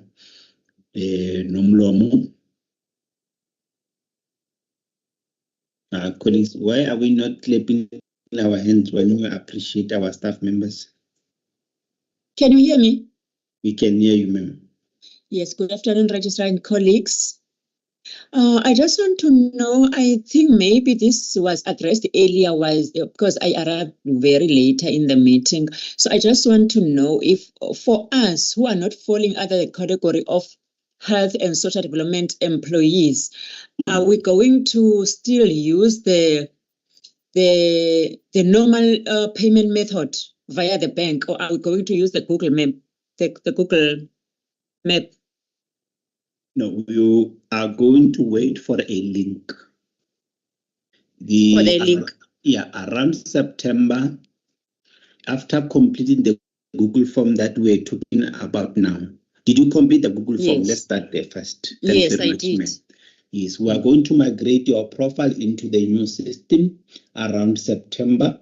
Then around October, November, you are going to receive an invoice for the payment of the annual fee, and it will guide you, the system will guide you in terms of how to go about paying the annual fee. Now, if you choose the option of the online payment, where you want to receive something immediately, it will guide you, then you'll receive your practice card immediately. Those who still not comfortable with the online, who still want to do the EFT, they will still be allowed to do so. However, that process is going to take long because somebody still has to capture that particular payment. So for now, don't do any payment as far as the annual fees until such time that we migrate your profile into the new system. Okay, thank you. Thanks. Bongi again, and we also secondly followed by Tobeka Duba. And I also saw Mr. Ngubeni's hand. If you will be number 30, Mr. Ngubeni, if you still want to speak. Bongi? Thank you, Registrar. Sorry, this question is for Ms. Nkosi. Okay. I'm currently in possession of level 4 certificate, auxiliary child and youth care worker. Now that there is level 5, I want to know what process do I need to take to upgrade to level 5? Do I need to start from scratch, or do I need to upgrade? Is there a certain process to follow to upgrade to level 5? Okay. Did you get my question? Ms. Nkosi, did you capture the question? Let's repeat the question, colleague. Currently, in the position of level 4 certificate in auxiliary child and youth care. Now that there is level 5 currently, do I need to start from scratch to get to level 5, or is there another process to take to upgrade to level 5? I have level 4 currently as from 2013. Okay, thank you. I heard your question now. So that level 4 qualification, according to the regulations, allowed you to be registered as an auxiliary child and youth care worker. So that is fine, but I can encourage you that if you want to upgrade your qualification, you may do so with the skills development providers. You may approach them and see how you can be able to upgrade from the NQF level 4 to NQF level 5. Thank you very much, Ms. Yeah, we always encourage that as our social service professionals, they upgrade their qualification, they study further, they keep abreast with the new developments in the professions so that you are able to provide services out there that are of quality, and you are also confident and you are competent in you rendering services. Thank you. Thank you, ma'am. Thanks, colleagues. Tobeka?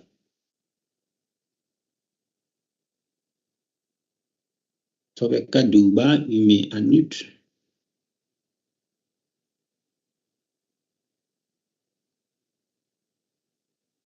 Tobeka, you may speak. Yes, thank you, Mr. Skit. I'm saying apologies because I also joined late, but I heard someone talking about the annual registration with you also saying we'll be sent an invoice. Is that annual registration for 2026? Because I've already registered for 2025 and it's years I haven't received my cards. Okay. Let's address the issue of your card first. Okay. Send me an email. Go to the chat bar, you'll find my email address there. Send us an email and include your registration number there and indicate that you request your practice card for 25-26 financial year. So the annual fee that we were talking to, it was for the future, which is 26-27. We will start the process around November in terms of invoicing, then you start paying them. However, the annual fee, colleagues, is due by the 1st of January each year, not the 31st of March. Is the 1st January, all social service professionals should have paid their annual fee so that we use January, February, March, colleagues, to do the reconciliation, the processing of the payments and the reconciliation and the issuing of the practice cards. So colleagues wait until March, then immediately first week of April, they expect us to issue them with practice card, which is not possible. If you have 10,000 people looking for one service within 1 week, colleagues, is not practically possible. If you can't do it in 3 months, it's impractically impossible to do it in a month. But at least with the new system, it's going to automate these processes. And if you are going to pay in terms of one of the best options that the system will show you, which is the online payment, you will never have a problem in terms of practice card. Basically, colleagues, going forward with this new system, we will never have a situation where a social service professional is calling us in the office saying, I'm looking for a practice card, because it's going to be in your hands in terms of your cell phone or whatever gadget that you'll be using in a form of a mobile app. So the mobile app will also give you access to access your practice cards at any point in time. One of the good things that we are going to introduce, and for everyone, by the way, we are going to reissue the registration certificate at some point so that we digitalize all your certificate. You're going to get new registration certificate. It has digitalized one so that at any point in time, people can verify it at the go to check as to whether you are registered. It's going to come with a seal and a QR code. When you scan that QR code, it will tell the client as to whether you are registered or not. So those are some of the improvements that this system is going to come up with, which will be introduced in the near future. Tobeka, thanks very much for your hand. Anthony Cornelius. Okay, thank you, Registrar, for allowing me to ask this question. I'm also in a position of NPF level 4. I just want to check from the council point of view, if whether are we able to register independently. So because I have realized that there are some services that we can render. Anthony, we can't hear you. Can you manage the voice behind so that we can hear you properly? Can you hear me? Yeah, we can hear you, but there's a noise in the background. Yeah, no, I think I'm in a quiet space now. Sorry for that. No problem. I was saying that I am in a position of NQF level 4 currently. And I am permanently employed in terms of under social development in the Western Cape. But now we are binded by the contracts and procedure and policies of the DSD, to be honest. And I have also picked up that there are some services that we can render as children with care workers within the community that we are living at. Living in. So I just want to check, man, is there any procedure or regulations under council that we can follow in terms of being able to practice independently so that we can assist and provide services within the community, although that we have a contract that we are binded by each and every employer, because some employers might say you can work with us but you cannot practice within the community that you are living in. Yeah, I'm not sure about that, but let me respond it in two ways.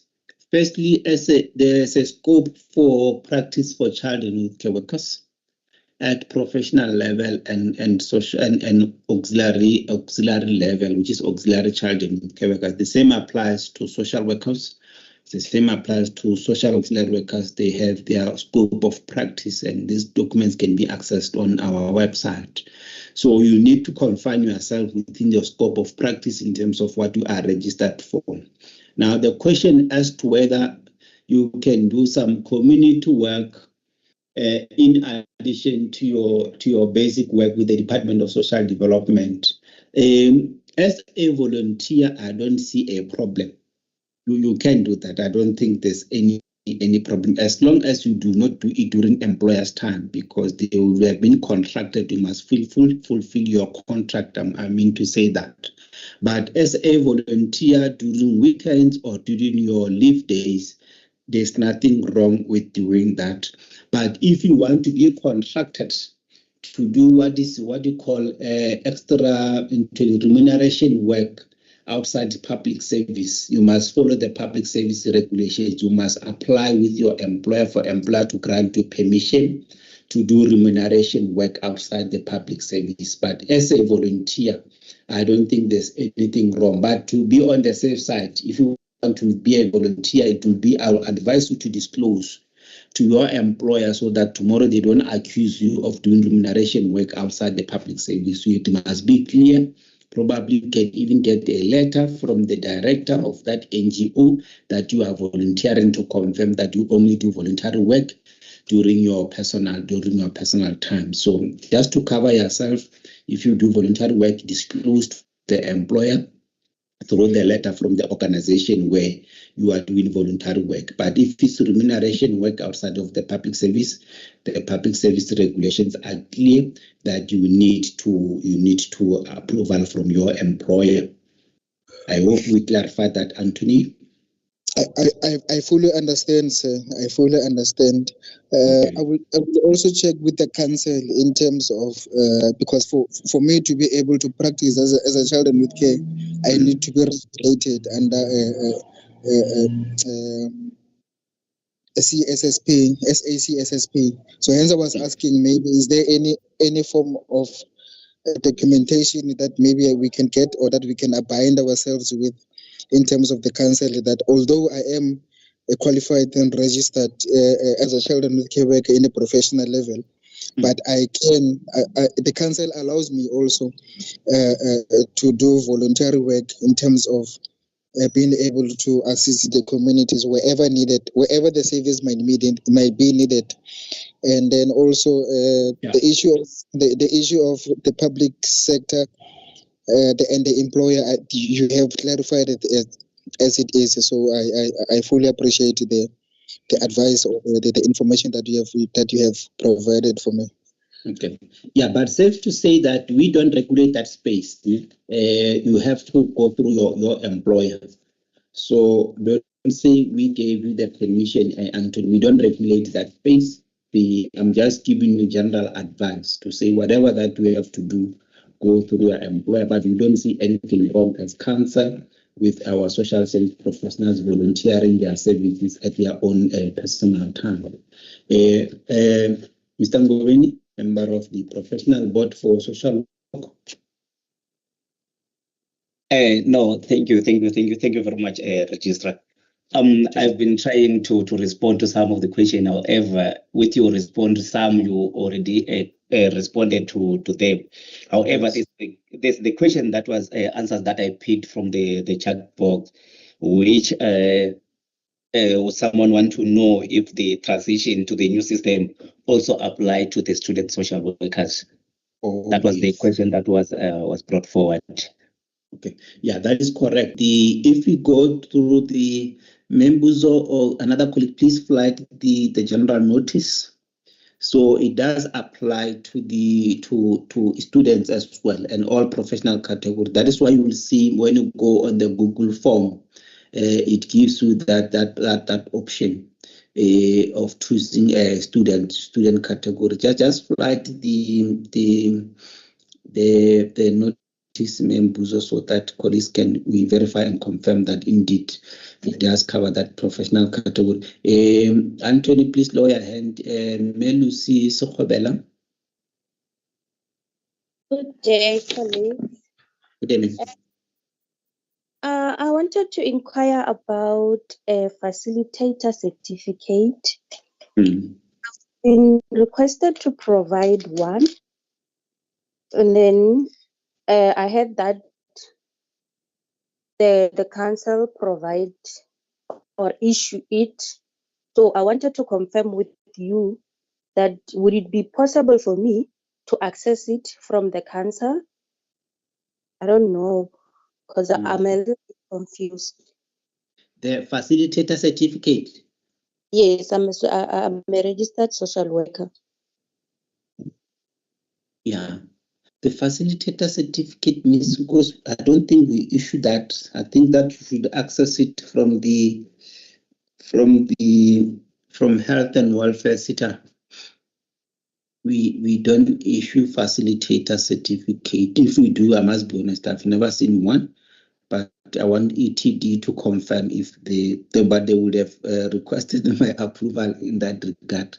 So I've never seen that one, also the facilitator certificate.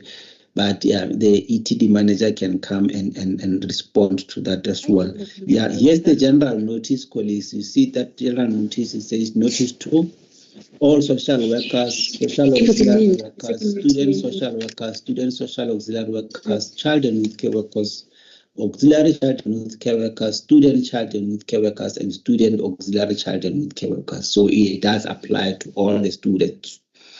So students also need to update their particulars with council through the Google form for the purpose of migrating their profiles to the new system. Menkosi, do you want to respond to the facilitator certificate? Yes, Registrar, you are correct. They obtained that from HWCTA. HWCTA is the one that is responsible for training the facilitators. So the colleagues can approach HWCTA with regards to the facilitator or assessor certificate. Yes. So perhaps maybe the confusion is with the applications that we receive just for the professional boards to verify or to screen those documents, but we don't issue the certificates. We just confirm that the colleague or the social service professionals it can be considered as a facilitator, but they will obtain all the documentation, even the training of facilitators from HWCTA. We just confirm, we just screen and confirm that they comply with all the required criteria. Thank you. Okay. No, thanks very much for that clarity. Osluis, you are clear. Colleagues, I suspect somebody signaling to me that we need to go towards closure because we didn't take a break, by the way, since we started at 9 o'clock. We will take the last two hands. I see the last two hands from Anthony. Do you want the second bite? And Melusi, do you want the second bite? From there, then if the Vice President, Mr. Mradil, if you are here, you will speak just before we do the final vote of thanks to be rendered by Ms. Mbuzo. I see a hand. Anthony, do you want to speak, or you omitted to lower your hand?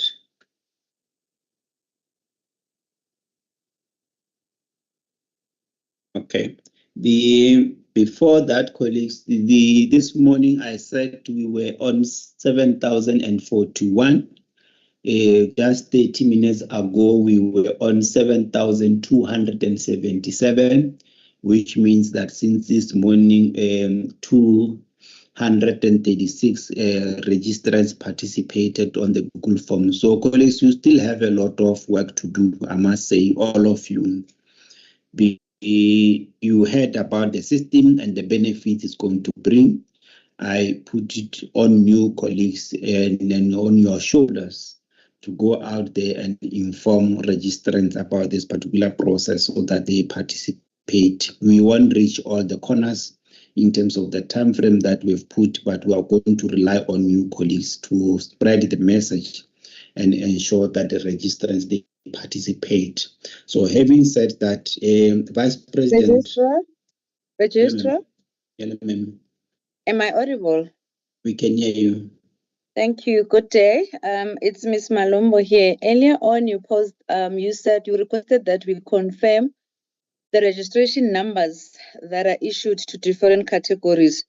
We tried posting it, but you are experiencing a technical challenge here.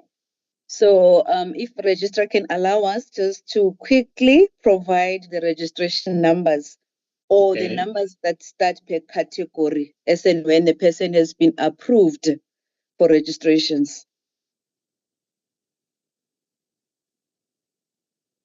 You may proceed, Ms. Malombo. Thank you, Registrar. Good day to you, colleagues as well, and registrants, and even board members and presidents that have managed to attend. Colleagues, the registration numbers goes as follows. For social work, the number starts with a 10. When you have been approved for registration in the social work category. And then for the student social work, the number starts with a 40. It's a 40. For the SAW, the number starts with a 50. For the student social auxiliary work, the number starts with a 30. And for child youth care work on professional level, the number starts with a 70. For an auxiliary child youth care worker, the number starts with a 90.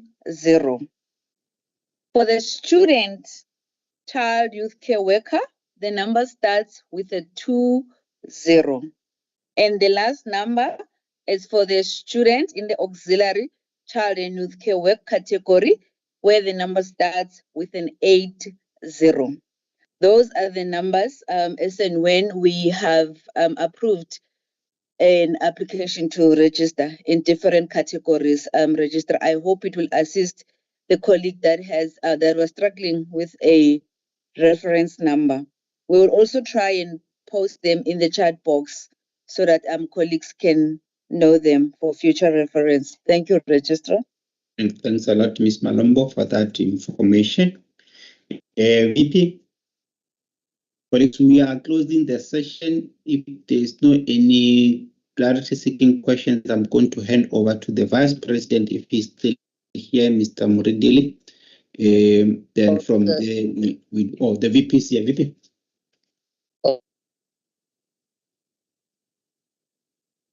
Vice President?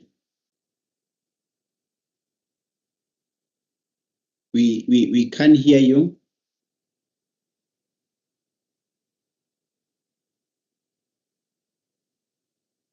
VP?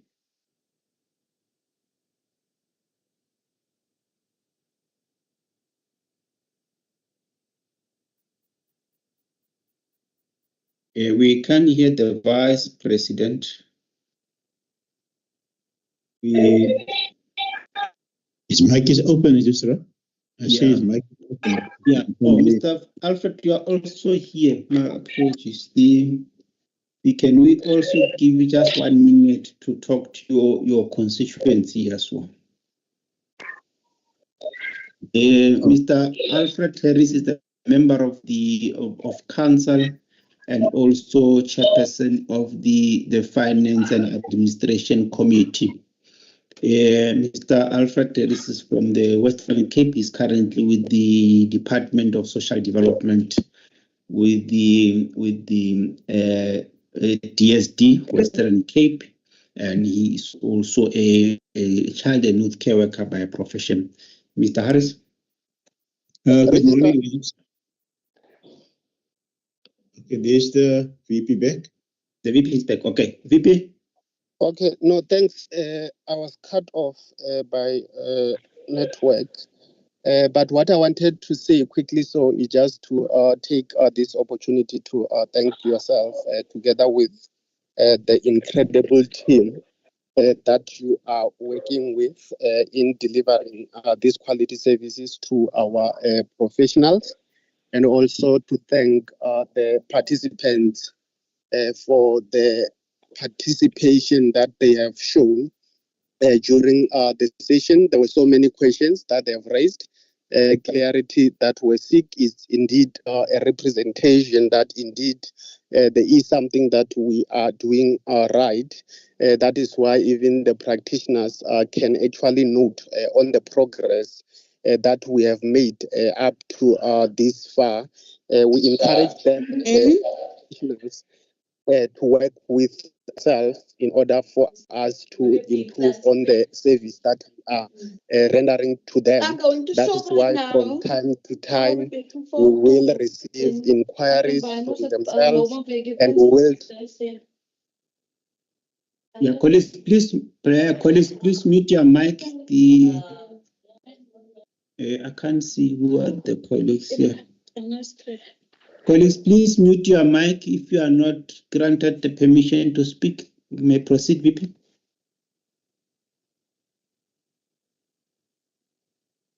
Proceed, VP. Okay, no thanks.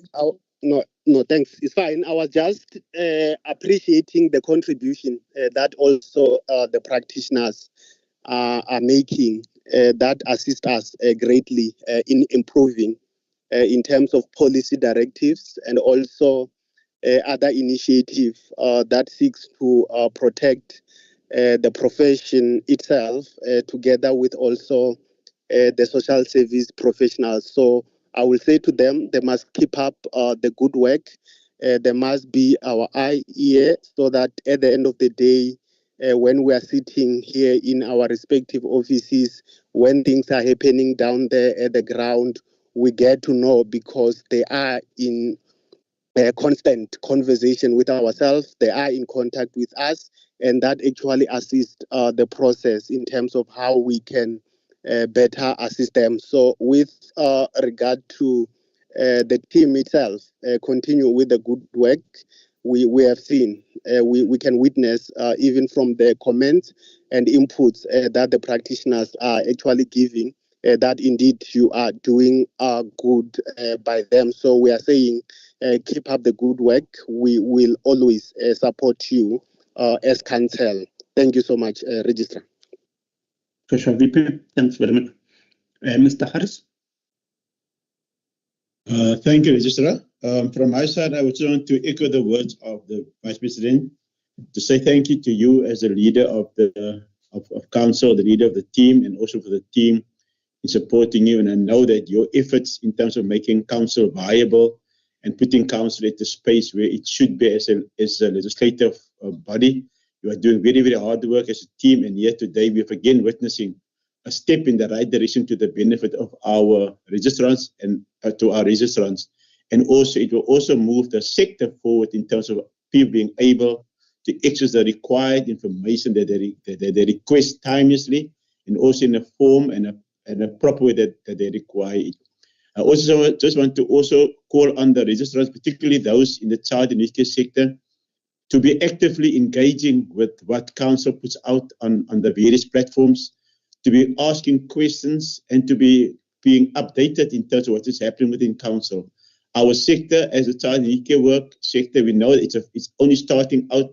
It only started out with registration in 2014, and there are very, very much teething problems that the professional board with council and the registrars trying to sort out and to address in order to make sure that the registrants receive the services that is due to them. We don't want the registrants to be paying for a service and they don't get something out of that.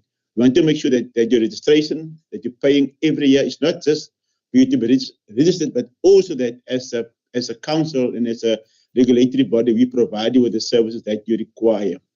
I can also say to you that the professional board of child youth care work will soon be engaging with the sector on various things. So when the invitation comes out, please be involved so that the leadership that was elected by yourselves make sure that they are not only held accountable, but they also deliver in terms of the legislation.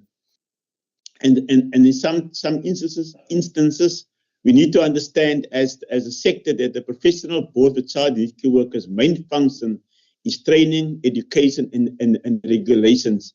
And within that, that's a scope that they function and work in. And sometimes it becomes frustrating to the registrants when they think that the board is not servicing their needs. But those three things, training, education, regulation, and professional conduct, are the three most important roles that the professional board of child youth care work play. So thank you for coming in your numbers, and we hope that next time, Registrar, we will even have a bigger pool of people participating in the discussion. But thank you very much to the team at council. I know you guys are working very, very hard, and from as a member of council, I want to share the sentiments of the VP.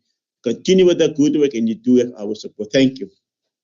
Thanks, Mr. Harris and the Vice President, for your words of encouragement and a direction in terms of what we still need to do as the Secretariat and also social service professionals. We really appreciate your support at all material times. By the way, you are accessible to all of us. That's why you have managed to represent the council leadership today in this particular platform. We really appreciate that. The colleagues, two things quickly before I hand over to Ms. Mbuzo. We are sitting at 7,424, which means that since this morning we started the session, we managed to generate 383 participants. So it's worth the effort that we put in, all of us, including ourselves as registered. So, but colleagues, like I've said, there's still more that we still need to do. Having said that, I'm not sure if Jerome is still here. The issue around the Google form not allowing those who have Hotmails, who are using Hotmail account, and also I saw the other one on the chat bar. It appears that the system only needs a person who's using a Gmail account. I'm not sure if Jerome is still here. Please clarify that point. However, if we can't have an answer now, colleagues, those who are struggling to access the form, colleagues, we populated our email addresses on the chat bar. Use our email addresses to seek clarity. Then we will forward them to Mr. Solomon Mnene and also Jerome to assist you in terms of to navigate the Google form. So those are the two quick things that I wanted to raise. But I see the hand of Fulufello. Colleague, you may proceed. I see your hand start with FU.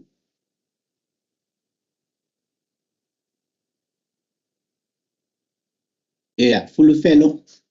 You may speak and mute your mic.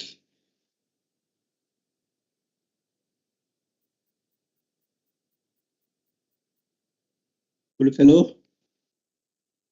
We don't want to close you out. Unmute your mic.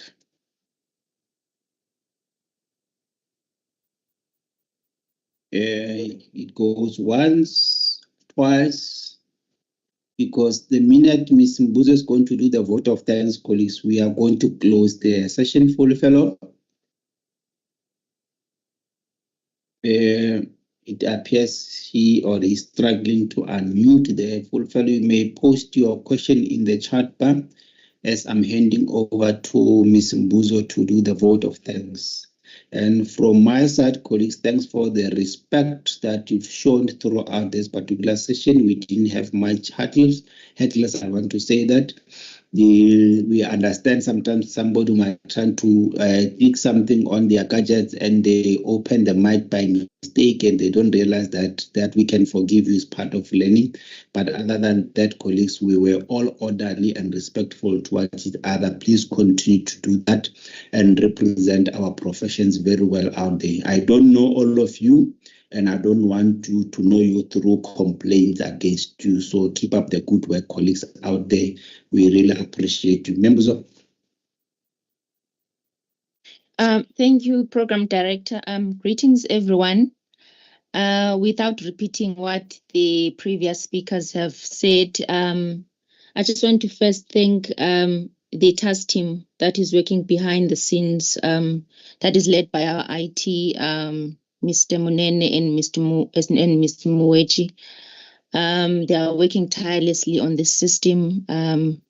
Their skills and their capabilities, honestly, we need to appreciate it. So I just want to first thank them for that, for leading us as the organization in this implementation, and also to thank everyone who has attended today. We had over 600 people attended on this platform. And when I last checked also on YouTube, there were 20-something people. So it is a great turnout for the first webinar. And also I want to thank our speakers, more especially Jerome, who's also assisting our IT in this implementation. Also to thank the ETD manager, Ms. Nkosi, who demonstrated how easy it is to navigate through this Google form. And colleagues, we encourage each and everyone who's here to spread the word about this. We want as many people migrated on the system. The sooner everyone fills the Google form, the sooner everything will be implemented smoothly.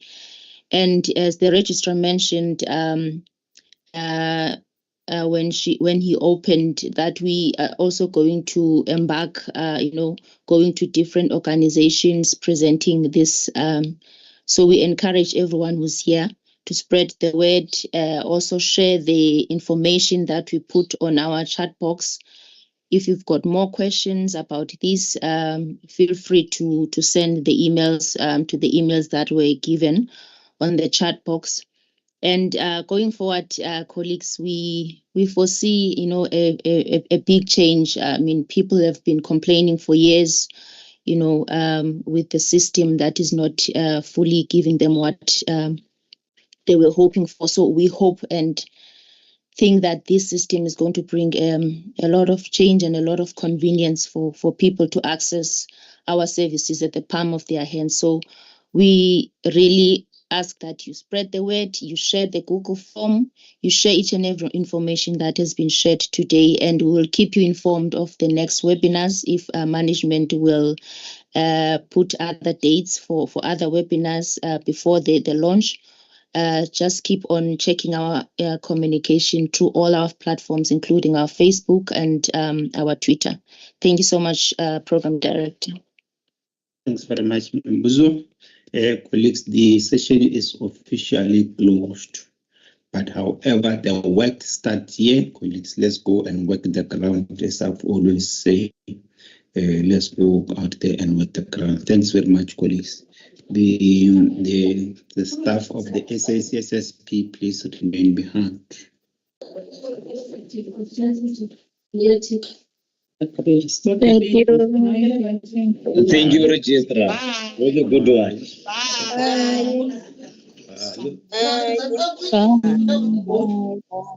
Thank you. Thank you.